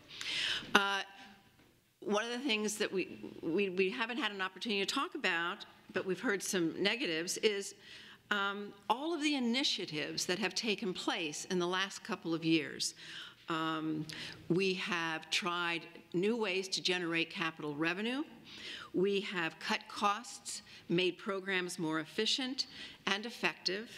But the fact of the matter is, with all of our cuts and all of our audits and all of the outsiders who have come in and helped us look at our operations, the fact of the matter is the state has said this is a local problem and the local people are going to solve it.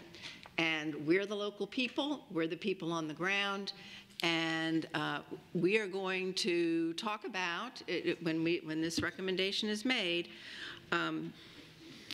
what we intend to ask you locally. So those are my comments. Dr. Atkins, do you have any comments? Not at this time. Okay, thank you. Okay, moving forward. Next is approval of the action items in the agenda under consent. Board members, are there any agenda items you wish to pull for discussion under this portion of the agenda? Ms. Fisher. I have no pulls this evening. Ms. Giovanelli. None. Ms. Patrica. No, thank you. Mr. Teuber. None. Ms. LaRiviere. None. Dr. Kuckel. None. And I have none. Okay. Do we have a motion to approve this evening's consent agenda? So moved. Mrs. Fisher. Second. Ms. Kuckel. Me. Yeah. Seconded by Mrs. Kuckel. All in favor? Aye. Motion carries 7-0. Okay, included in the approval of consent items on the agenda are resolutions proclaiming January 30th and 31st and February 1st, 2018 as a Lee County prevention event, Drug House Odyssey. February 5th through 9th, 2018 is National School Counseling Week. February 2018 is Career and Technical Education Month. February 2018 is also Florida School Volunteer Month. And February 2018 is National Black History Month. Dr. Atkins, would you please introduce any administrators in attendance with a new assignment who are approved under the consent agenda? Yes, Madam Chair, I'd like, this time it's my pleasure to introduce Jill Gergel. She was a teacher at Skyline Elementary and will be taking over as assistant principal. If she could stand and be recognized.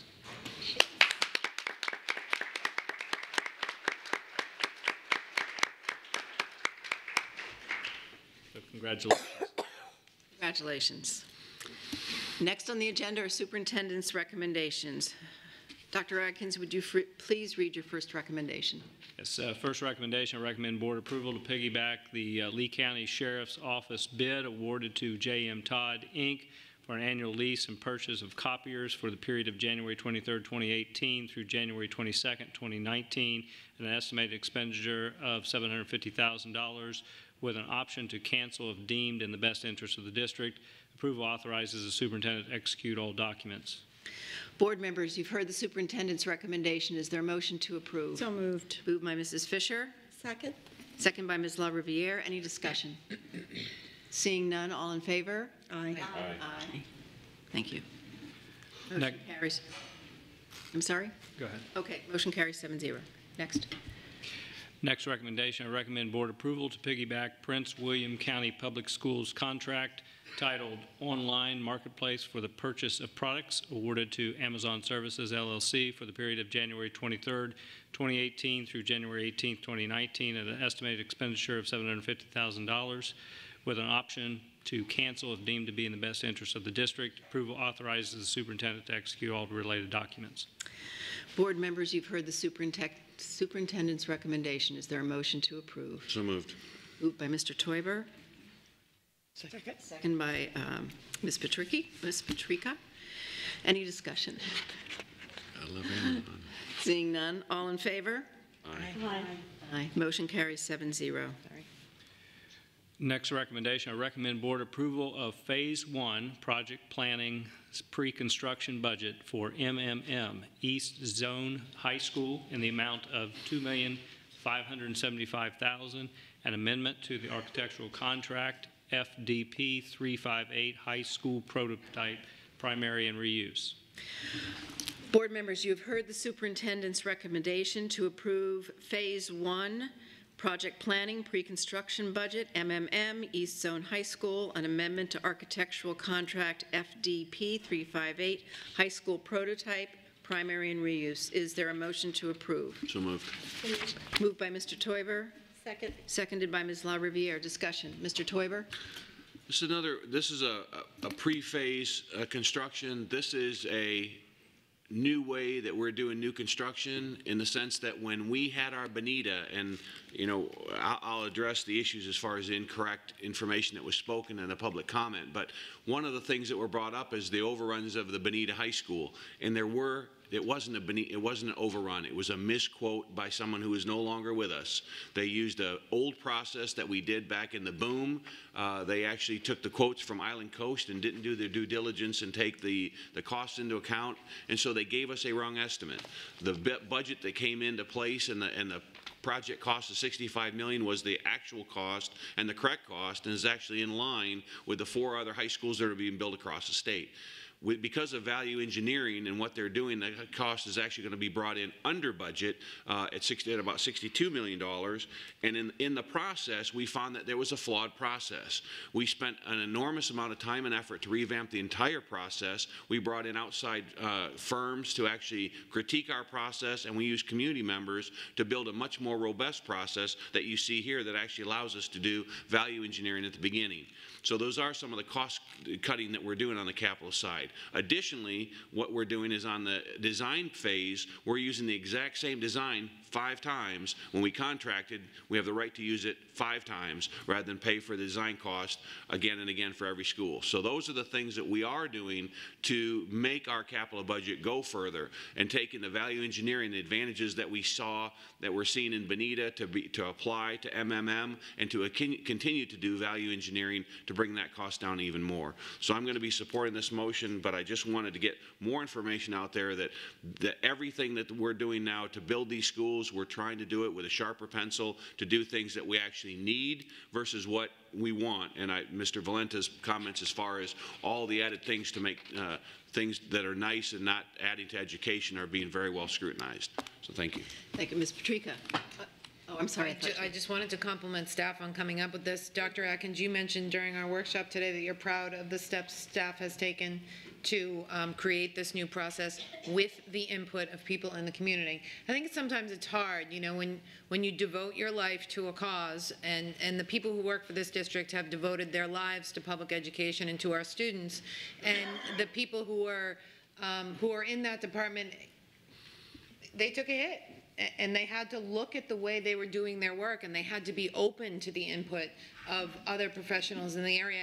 And to their credit, they took that input. They've changed the processes. And I know I've said this here before, but I'll say it again. When I look across the table at our staff that's in charge of construction, I look them in the eye and I trust them. I trust the process. I can't say that's the case before, but I can definitely say that now. So I too am proud of staff for the work that went into making this recommendation and allowing me to confidently support this. Thank you. Other discussion? Just concurs. Okay, seeing none, all in favor? Aye. Aye. Okay, motion carries 7-0. Next recommendation, I recommend board approval through the adoption of the attached resolution and project list to proceed with the placement of a referendum on the ballot for consideration by the duly qualified electors of Lee County, Florida, at a special election on May 15, 2018, of a levy by the School District of Lee County for a half-cent per dollar, 0.5% school capital outlay sales surtax for a period of 10 years to begin on January 1st, 2019, and to conclude on December 31st, 2028. The purpose of this referendum is financing the construction of new schools, renovations and additions to existing schools, the upgrading and equipment of schools for safety and technology, and the retirement of bond indebtedness incurred to accomplish projects associated with this referendum, and approval for the payment of $887,500 to pay for this election. Board members, you've heard the superintendent's recommendation to approve a resolution to request a special election on May 15, 2018, and to place on the Lee County election ballot a referendum to determine if the duly qualified electors in the School District of Lee County, Florida, approve the levy by the School Board of Lee County, Florida, of a 1/2 cent per dollar school capital outlay sales surtax and conditioned to take effect for a 10-year period beginning on January 1st, 2019 and concluding on December 31st, 2028. Is there a motion to approve? So moved. Second. Moved by Mrs. Patrica, seconded by Mr. Toiber. Discussion. Mrs. Giovanelli. Thank you. I can't support this. I have faith in our constituents and the voters, and at this time, I just can't support a special election. And I just have faith in the community, and I feel like we need to give them the right to have the vote, and I believe in the democracy of that, so thank you. Thank you. Ms. Patrica. Yeah, I know it's sort of against protocol to have a conversation amongst board members, but I'm not sure where you stand after the workshop, so may I ask a question? Is that something that we can permit? So I understand the special election. Do you support the underlying sales tax referendum itself? Right now, it's a special election. I'm not going to support the special election. Okay. All right, and then if I also have the opportunity to make some comments. So I heard a lot today about our responsibilities as elected officials, and we have responsibilities as citizens who are not elected officials as well. There's a bit of frustration here for me, given the amount of work that I have poured into my job here on the school board and getting the word out about our capital crisis, and the only real time that anybody has spent any time or attention on this issue is when you mention the word tax. And I'm encouraged that we have the public's attention. I'm also encouraged by the fact that the individual conversations I've had with people, a lot of people have reached out to me in anger, and I saw some of that tonight. There's a lot of anger out there because there's a lack of understanding of the underlying facts. They reach out to me in anger, and I have a conversation with them. And when I illustrate for them the fact that the budget book is online, clearly available for anyone to see, and that the entire workshop is taped, it's online for anyone to see. All of our data is online and available for anyone to see. We're not hiding anything here. And what I typically do is when I have a conversation with an individual, I ask them to go onto our website, and I walk them through where that information is, and I talk about it with them, and their feedback is, oh my gosh, Why didn't I know this? Why aren't you people out there telling everybody this? And I kindly respond and say, well, I had a town hall meeting and only 6 people showed up. I couldn't even get my own mother to show up. And I know you've heard me say that before, but it's true. I mean, we're out there, we're trying to get the word out. You can lead the horse to water, but you can't make him drink. So I support this measure not only because of the need for revenue, but for the need to have a conversation solely focused on this issue. And I've heard some people talk about depressing the vote or lower voter turnout for a special election. Those numbers don't bear out to be true across the state. When you look at other counties, specifically Sarasota. Excuse me, there's no comment by the public while we're having a meeting. This is our meeting. You've had your opportunity to talk. Their turnout in primaries, I'm sorry, in special elections has been equal to or greater than a primary. And nothing about holding an election, a special election, prevents people from showing up to vote. It's almost like we're being accused of preventing the public from showing up or somehow trying to keep the vote down. The absolute opposite is true. I want everyone in this community engaged in this conversation because I believe that it will give you an opportunity to see what's happening in our schools and to get more engaged in our schools, because a lot of the people that have come to me in anger aren't engaged in our schools. So I think this is a great opportunity to increase public involvement and to get our students what they need. Thank you. Mr. Toiber. I stated earlier, and the reason why I didn't like this, the format, and to allow everybody to speak, is that we've been at this almost 2 hours. We had 19 people speak against the tax, and all but 4 stated some type of misinformation or incorrect information. And that's my point. And I can address some of them, and I'll go through some of them. And then some of them I can't address because once the comments got done, 11 people that were in the green shirts that apparently were against the vote have left the building. So they can't even hear my response to their comments. So my comments are, you know, we've had 4 town meetings with different board members, and a total of maybe 50 citizens have shown up to those meetings. My offer is to each and every one of you, call me up and I'll spend as long as you need to discuss this issue and talk about all the facts. But some of the facts that you need to know that, for example, we can't ask the county commission to raise taxes. It's not within their auspice and control. It's the state legislature, and they set our millage, and they tell us what our millage cannot exceed. We can go below it, but we can't go above it. In 2007, and Mr. Caldwell said he was there, he remembers it. Well, he wasn't elected in 2007, our state legislature, but I will tell you, I was there in 2007. When we were in our foreclosure debacle in the state of Florida, we didn't have enough general revenue to cover all the expenses necessary to balance the budget in Florida, which is required by law by the state legislature. The Florida boards of education got together and we had a 2 mil millage for our capital spending. We get 2.0 mils every year. We offered to give a 0.25 mil for a year as a temporary way to bridge the gap so that we could actually fund medical, K-12, higher education, and do all those things. We did it the first year. Well, and I remember it because I had the conversation at the time. I was the board chair, and I was speaking with Steve Wise, the Appropriations Committee chair. So they did that. Well, the next year they came back, and Bruce Kyle was the Appropriations chair, and he said, well, and they decided without the input from the school board that it worked so good the first year, they're going to do it again. And they took another $0.25 mil. So we're now down at 1.5 mil, and they've never given it back.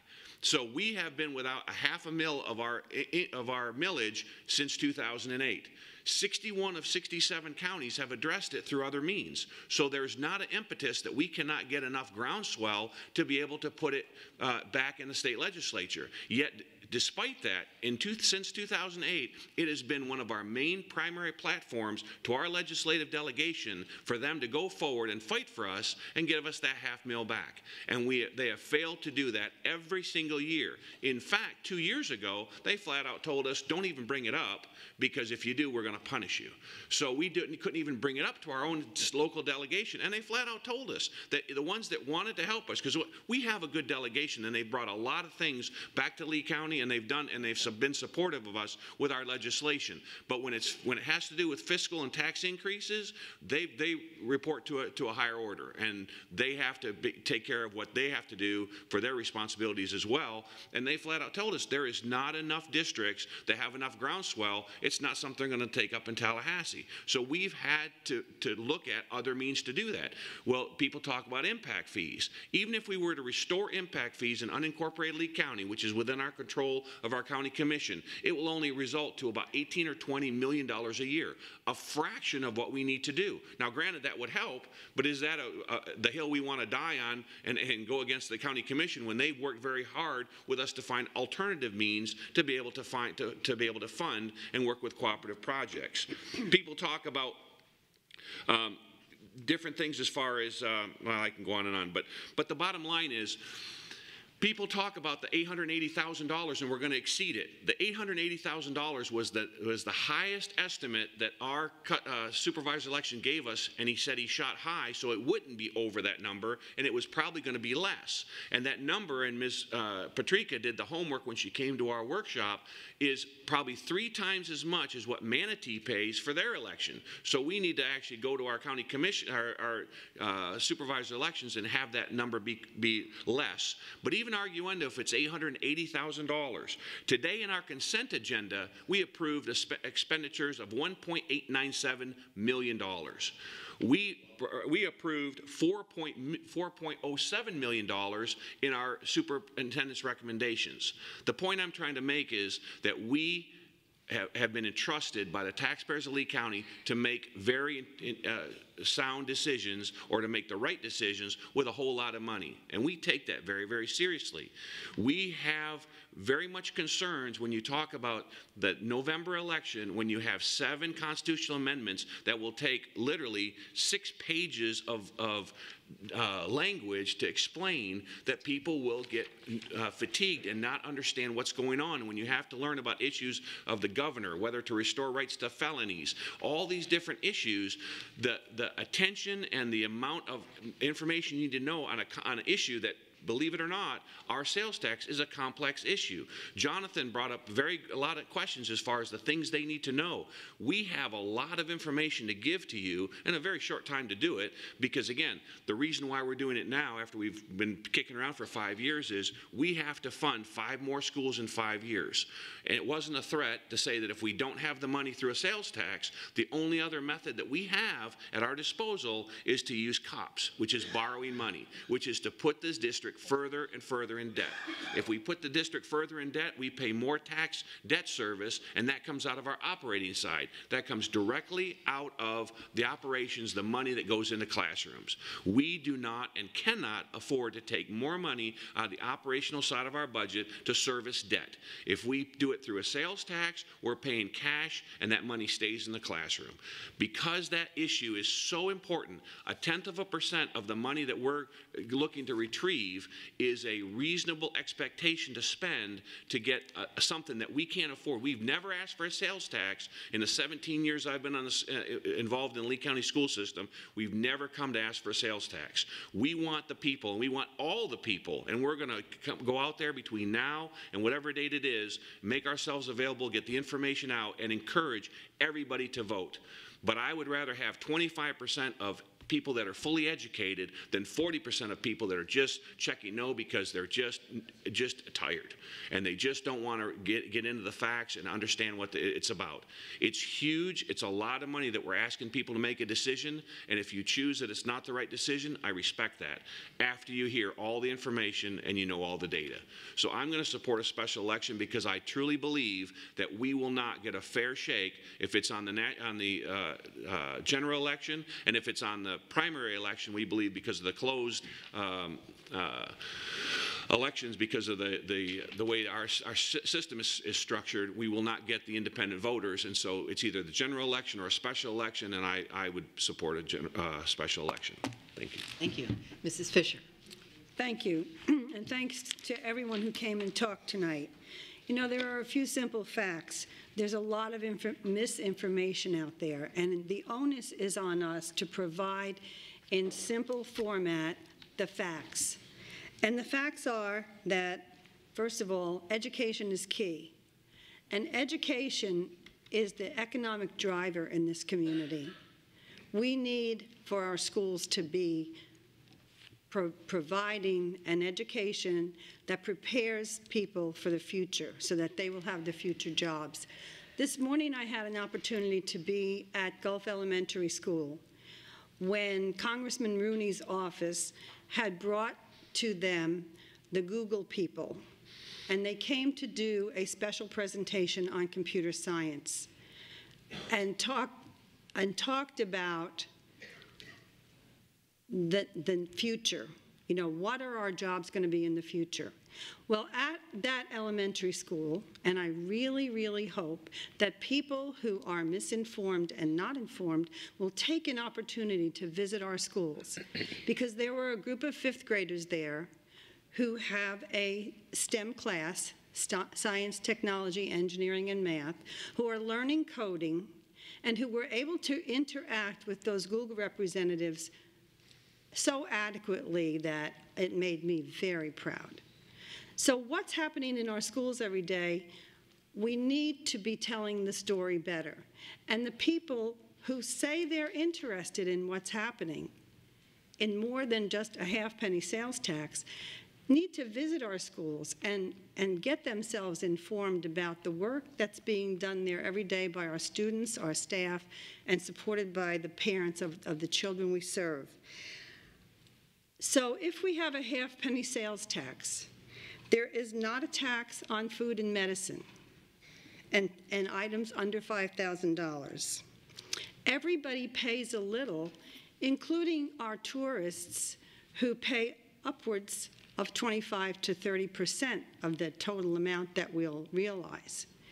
We cannot continue to meet our growth by borrowing money to build more schools, because we will not be solvent. Right now, we have a very good rating of, I think Dr. Desimore is at a 2A in our state. We have a very good rating. We have been fiscally responsible. We have found dozens of ways to make more money, but the fact is it's not enough money. Even as Mr. Teuber said, the impact fee would realize 18 to 20 million a year. That's a drop in the bucket compared to what the sales tax would do. The sales tax, a half-penny sales tax, would impact the average family around $50 to $58 a year.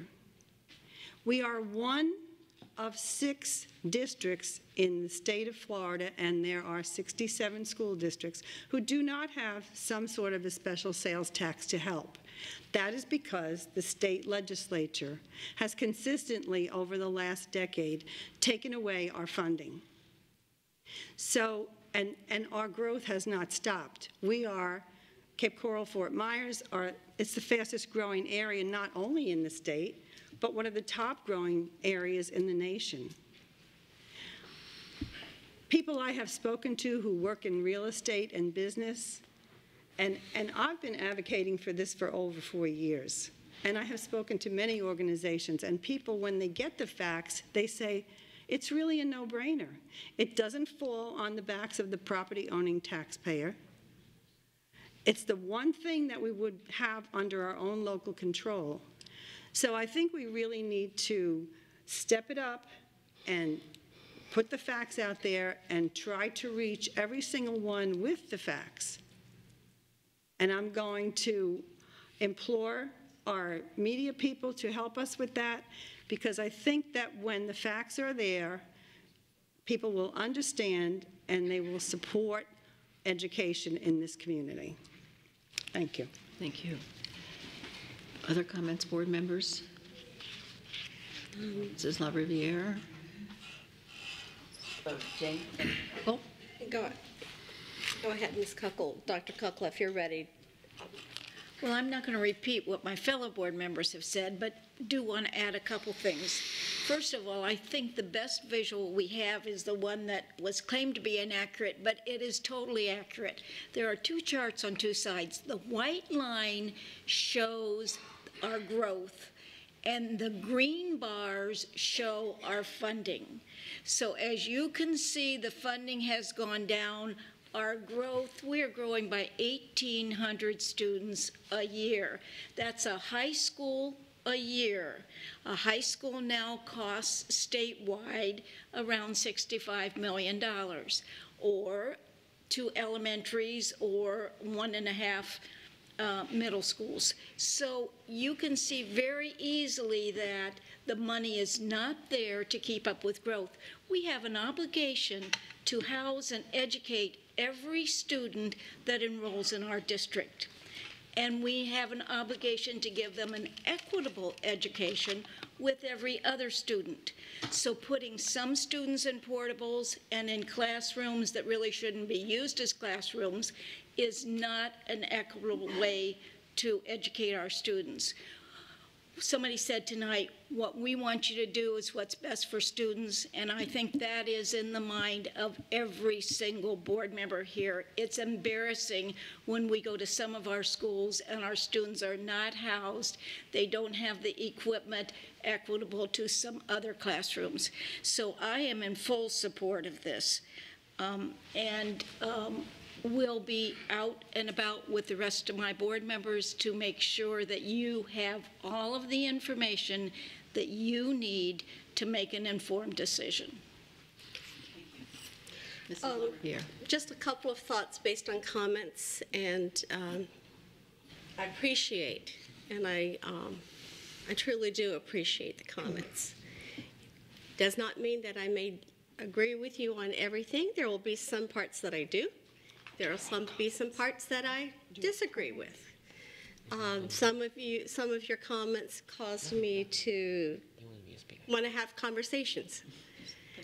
So I want to get that out there first. But it did make me realize, along with my board members, that we do need to make clarification in many areas, not just with regarding to information with the sales tax, but making sure the public out there knows what we're doing as far as providing vocational programs.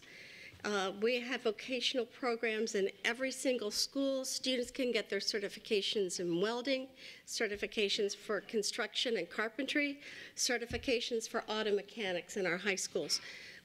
So I want people to know, people need to know exactly what's out there and what's available to our students. I want to also,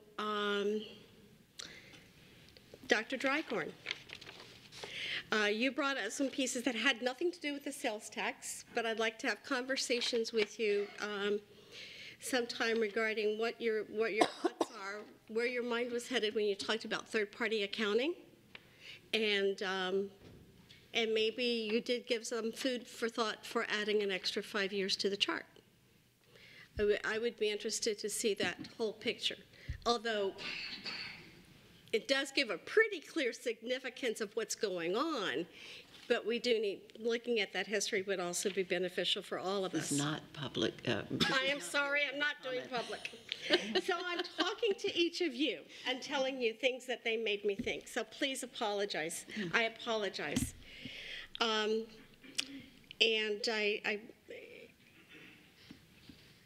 So I just want each of you to know that I listen to them. And there are parts in there that I'm thinking, oh, I want conversations. And I also listen to you. And I'm thinking, I want to make sure that we all have clarification on comments on what we say that makes sure that we are not, that we're saying it exactly correctly. So I listen.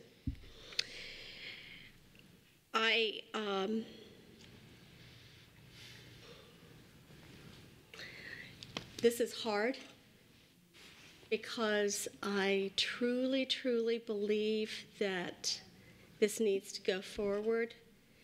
I believe that when I think about May 2015, Ms. Morgan, Ms. Fisher, myself, I know what I was speaking of and thinking of was not necessarily a unified board that we all agreed. That's not what I was meaning. I believe right now we do have a unified board. I also believe we have a unified board that can agree to disagree, and that's perfectly fine. but at least we have a unified team. I believe it's the strongest we've ever seen, and I want each of you to know how proud I am of you. I have to say, based on everything, and it's hard, but I have to say that I do believe we need to go forward with a special referendum. I believe that we owe it to everyone who came and spoke, to Mr. Martin, to Andrew, to others, to make sure that we do set up time and meet with them individually, and that we also have time to, we have to make ourselves available, not just for large groups. We have to make ourselves available for small groups. So I am going to be voting in favor. Okay, thank you. And I've already, Mr. Martin. Yes, Ms. Morgan, board members, there were a couple of legal issues raised during comment. I think it might be helpful for me to provide advice to address some of those to avoid confusion if the board desires. Please. The first, there was a question as to whether this school board can take action which has the effect of binding future school boards. That's an understandable question because there are state statutes that prohibit a school board from entering into contractual agreements of certain periods for certain purposes. Those statutes would not apply to the proposed resolution that's before you this evening because it is not a contract and it doesn't bind you into any particular action because it's not the final action in this matter. It would still go, of course, before the voters, before the sales tax was imposed. I assume the question is asked because the proposed term of the imposition of the sales tax is that 10 years.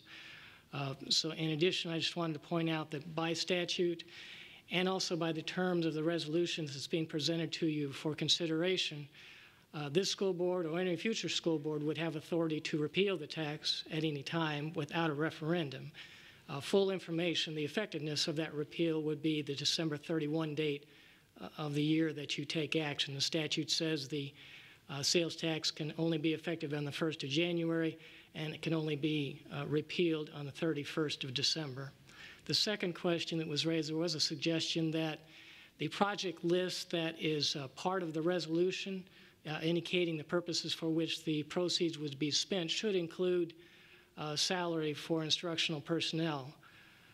That's not an option under the statute. The statute clearly states that the sales tax proceeds cannot be used for operational expenses. That's all. Thank you. Thank you. And I will be supporting the recommendation. And as my fellow board members have indicated, I will be available to speak to anybody or any group at any time on this topic. So please, I encourage you. You can. I don't have enough business cards to hand out to everybody in the audience, but you can go online and you can find the contact information for all of us. And I encourage you who have questions who have strong opinions but are willing to listen. To get in touch with us. And I see that our student representative would like to speak to this matter. Thank you. Thank you. First, I'd like to thank all of you for giving me this opportunity to be a part of this. As someone who's grown up and for as long as I can remember been a part of the school system, it's really interesting seeing the policy-making procedure behind the policies that have really shaped my life for as long as I can remember again. And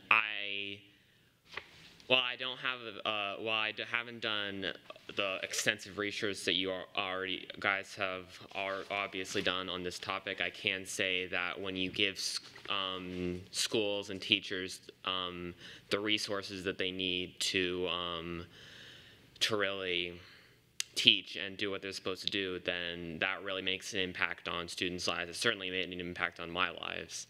And yeah. Okay. Very good. Thank you. Thank you very much. We need to take a vote. Yes, we need to take a vote. So all those in favor, please signify by saying aye. And would you hold up your hand, please? So Yes. Aye. Aye. Okay. And all opposed? Okay, great. Thank you. The motion carries 6-1. Thank you. Dr. Atkins, would you please present your recommendations for this evening's public hearing items? Yes, first recommendation, I recommend board approval of the revisions to policy 2.18, district management and selection of instructional materials. The purpose of the revision is to align with the 2017 legislative changes. The effective date of this adoption shall be January 24th, 2018. Next recommendation, I recommend board approval of the revisions to policy 2.28, charter schools. The purpose of this revision is to conform with legislative changes to remove duplicate language addressed in other school board policies and to adopt best practices in charter school authorizing. The effective date of this adoption shall be January 24th, 2018. Next recommendation, I recommend board approval of the revision to policy 4.16, student attendance for grades pre-K through 12. The purpose of the revision is to align with the 2017 legislative changes. The effective date of this adoption shall be January 24, 2018. Next recommendation, I recommend board approval of the revision to policy 4.22, health services, students' illness, injuries, and access to educational programs. The purpose of the revision is to align with the 2017 legislative changes. The effective date of this adoption shall be January 24, 2018. Next recommendation, I recommend board approval of the revision to policy 4.28, homeless students. The purpose of the revision is to revise definitions of relevant statutory terms in accordance with current law. The effective date of this adoption shall be January 24, 2018. Last recommendation, I recommend board approval of the revision to policy 4.35, Head Start eligibility, recruitment, selection, and enrollment. The purpose of the revision is to be in compliance with the new federal Head Start performance standards, 45 Code of Federal Regulations, Part 1305 of eligibility, recruitment, selection, and enrollment. The criteria must be reviewed each year and amended if necessary. The effective date of this adoption shall be January 24, 2018. Thank you, Dr. Atkins. We will now recess the regular school board meeting and open the public hearing. As indicated, the public hearing this evening is to consider approval of the revision to policy 2.18, district management and selection of instructional materials, approval of the revision to policy 2.28, charter schools, approval of the revision to policy 4.16, student attendance for grades pre-K-12, approval of the revision to policy 4.22, health services, students' illnesses, injuries, and access to educational programs, approval of the revision to policy 4.28, homeless students, and approval of the revision to policy 4.35, Head Start eligibility, recruitment, selection, and enrollment. At this time, the public will be invited to speak on these 6 items. The time allowed for comment is 3 minutes. Is there anyone on the right side of the auditorium who wishes to address the board on any of these 6 items? Is there anybody on the left side of the auditorium who wishes to address the board on any of these 6 items? Seeing none, I will now close this public hearing and reconvene the regular public school board meeting of January 23rd, 2018. Dr. Atkins, please restate your recommendations. The first recommendation is I recommend board approval of the revision to policy 2.18, district management and selection of instructional materials. The purpose of the revision is to align with the 2017 legislative changes. The effective date of this adoption shall be January 24th, 2018. Board members, you've heard the superintendent's recommendation. Is there a motion to approve? So moved. Second. By Mr. Teuber, seconded by Mrs. Fisher. Any discussion? Seeing none, all in favor, please signify by saying aye. Aye. Bless you. No, I was coughing, sorry. Oh, sorry, I take back my Well, you can bless anyway. kindness. Your next recommendation, Dr. Atkins. Next recommendation, I recommend board approval of the revision to policy 2.28, charter schools. The purpose of the revision is to conform with legislative changes to remove duplicate language addressed in other school board policies and to adopt best practices in charter school authorizing. The effective date of this adoption shall be January 24th, 2018. Board members, you've heard the superintendent's recommendation. Is there a motion to approve?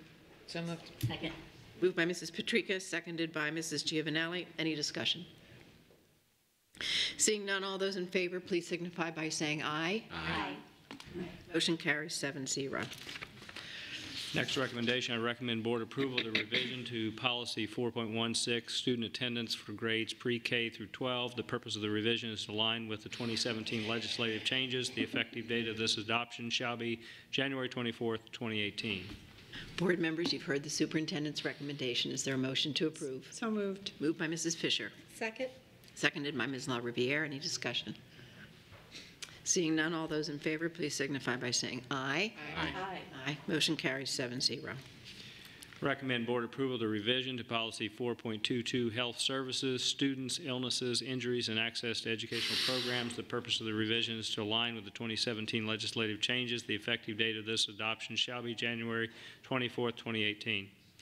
You've heard the superintendent's recommendation. Is there a motion to approve? So moved. Moved by Mrs. Giovanelli, seconded by Dr. Kuckel. Any discussion? All those in favor, please signify by saying aye. Aye. Okay, motion carries 7-0. Next recommendation, I recommend board approval of the revision to policy 4.28, homeless students. The purpose of the revision is to revise definitions of relevant statutory terms in accordance with current law. The effective date of this adoption shall be January 24th, 2018. Board members, you've heard the superintendent's recommendation. Is there a motion to approve? So moved. Second. Moved by Mrs. Fisher, seconded by Mrs. Giovanelli. Any discussion? Seeing none, all those in favor, please signify by saying aye. Aye. Aye. Mr. Toiber? Aye. Aye. Motion carries 7-0.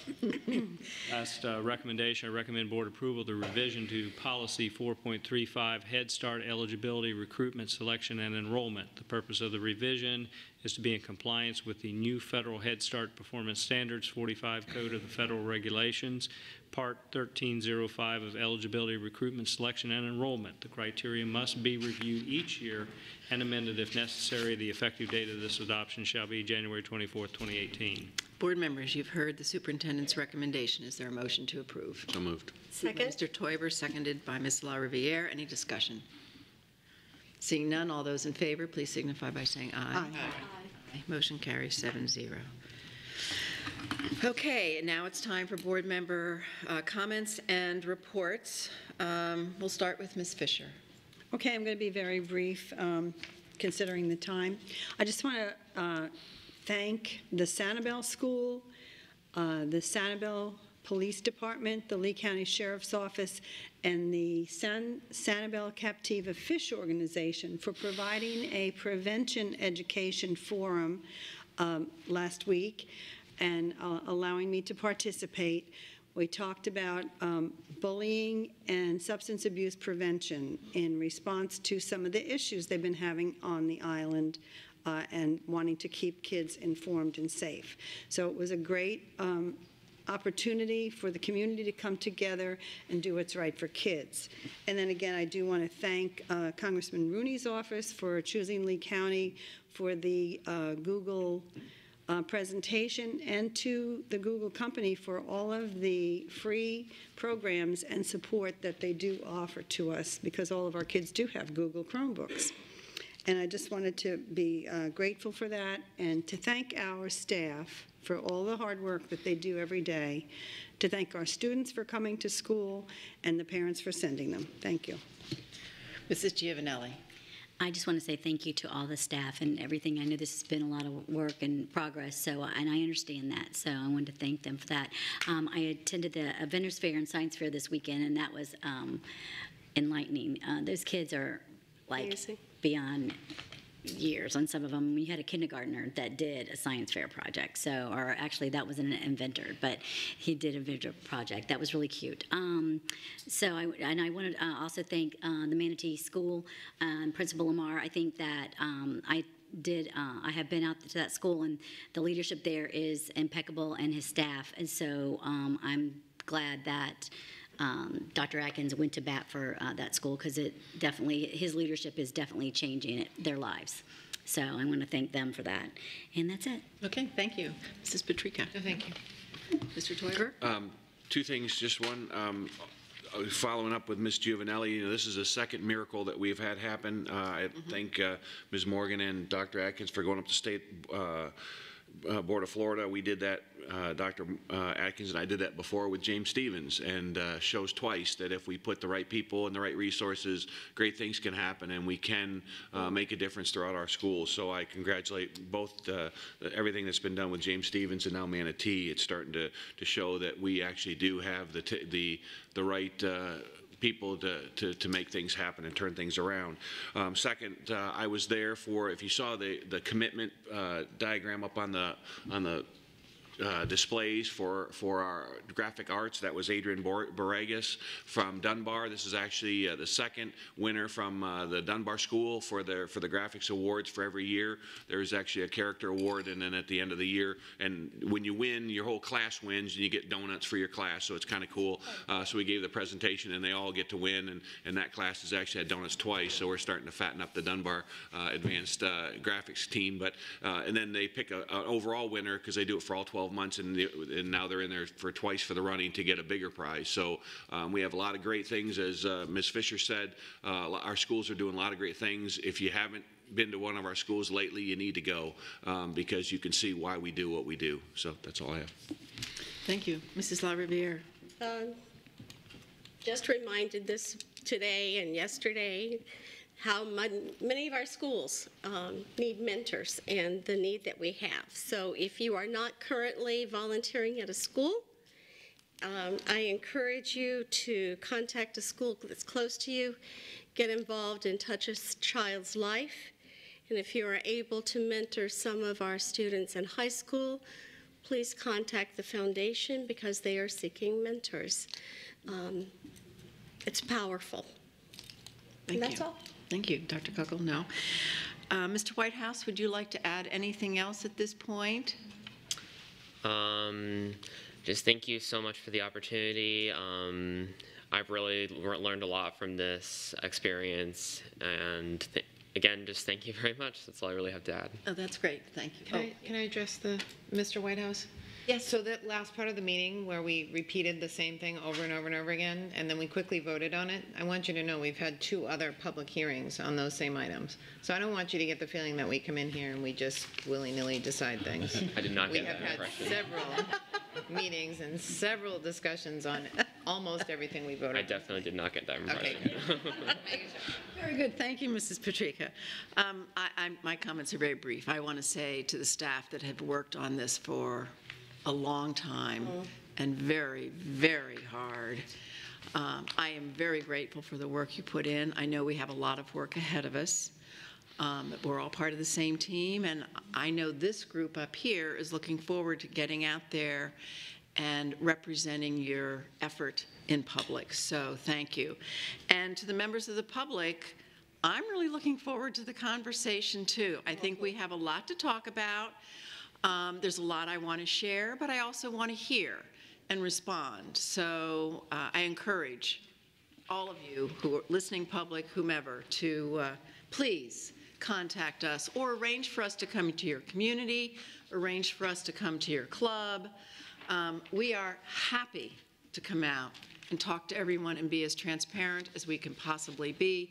And as has been said, the information, so much information is already on our website, but now that the vote has been taken, some of the material that has gone into some of the staff work that's been going on in the background will go up and we'll go from there. So thank you very much. Mr. Martin. No report this evening, thank you. Thank you. Dr. Atkins. Thank you, Madam Chair. Just a couple of other items beyond the resolution that was passed. First of all, I wanted to address writing off of old equipment that Mr. Armstrong brought up. As a board member, he knows that technology is something that when we have computers for a long period of time, that they depreciate over time, and so the original amount that you see in the board agenda is actually the purchase amount when it was originally purchased, and then the actual worth of that equipment is significantly lower when it gets written off. The other thing is that we do a lot of things, as you know, with our equipment. We use it to, we can restore it and sell it. We can work with students like at Dunbar and other places to help us refurbish that equipment and put it out there, and our IS division does quite a bit as well. So that actually some of that old stuff actually ends up earning us dollars, and they've been pretty innovative with what they do with that stuff. So the second thing, I just wanted to address some of the comments that were made by members of the NAACP. First of all, I want to, I think they're well aware that their goals and our goals are really in alignment. And they have been a pleasure to work with, actually, as they've brought forth their concerns to this school district. If you, any of you who saw my comments at the Unity Breakfast, I think you know pretty much where I stand on this issue. I am proud to say that, at least with graduation rates with African American students, that we have closed the gap by 5%. With our Hispanic students, we've closed at 1.3%. We're not going to rest until we have at least a 90% graduation rate in the school district of Lee County, and we're not going to have to disaggregate that data because we'll all be at 90%. And so their goals in terms of student referrals, in terms of doing things to improve behavior, in terms of staff training, those are all things that we have a lot of agreement around. And so I look forward to continuing to do that. Also, I do plan to bring forward at a very near board briefing a discussion around an Office of Diversity, which is literally for the first time really in Lee County in recent history that we really give a whole department really focused on the issue of diversity. So not only are we talking about the student issues, but we're also talking about staff training and staff diversity as well. So, and they're absolutely going to be part of those conversations. The last thing, just so hopefully we can realize the year of racial equity, which is, I think, a similar goal that we both have, so that we no longer have achievement gaps in Lee County, which have been persistent over time and across this nation. I think we can work together and do a better job. The last thing I just want to say is that I'm very happy that the large number of people, as I think all of you are, a large number of people came out to this event and expressed their opinion. I think one of the things that's critical if we're going to turn the corner when it comes to educational issues is this community has to get together as a community and help solve this problem. I think at least we're starting to see that. Unfortunately, these special elections, primary elections, and even general elections have very low voter turnout. You know, it's embarrassing even when you have a general election and you have a voter turnout that's like 40–50%. We have to do better as a nation. We need to do better as a community. And our goal here with this particular event is to get out there, educate people. We encourage people to ask tough questions. This board, one of the great things about working with this board is that they are willing to put themselves out there, roll up their sleeves, and really, really work hard because we want to answer your questions. And we would want, and really our goal is to get really the highest participation in this special election that Lee County has ever seen. And I think that we can do it. We really want to mobilize the vote. We really want people to pay attention to educational issues because the future of our kids is at stake right here, right now. And we all need to be paying attention so we can do the very best. That's what they deserve. So I'm proud that you took this issue on. I appreciate the future dialogue, and I hope that our community continues to stay engaged. Thank you. Thank you, Dr. Atkins. The next scheduled meetings of the board are on Tuesday, January 30th, when there is a school board workshop at 12 noon. On Tuesday, February 13th, there is a school board briefing at 2 p.m., as well as a school board action meeting at 6 p.m. At this point, having no other business to come before this body, I will entertain a motion for adjournment. So moved. Second. Mrs. Fisher, seconded by Mrs. Giovanelli. All in favor, please signify by saying aye. Aye. Aye. Motion carries 7-0.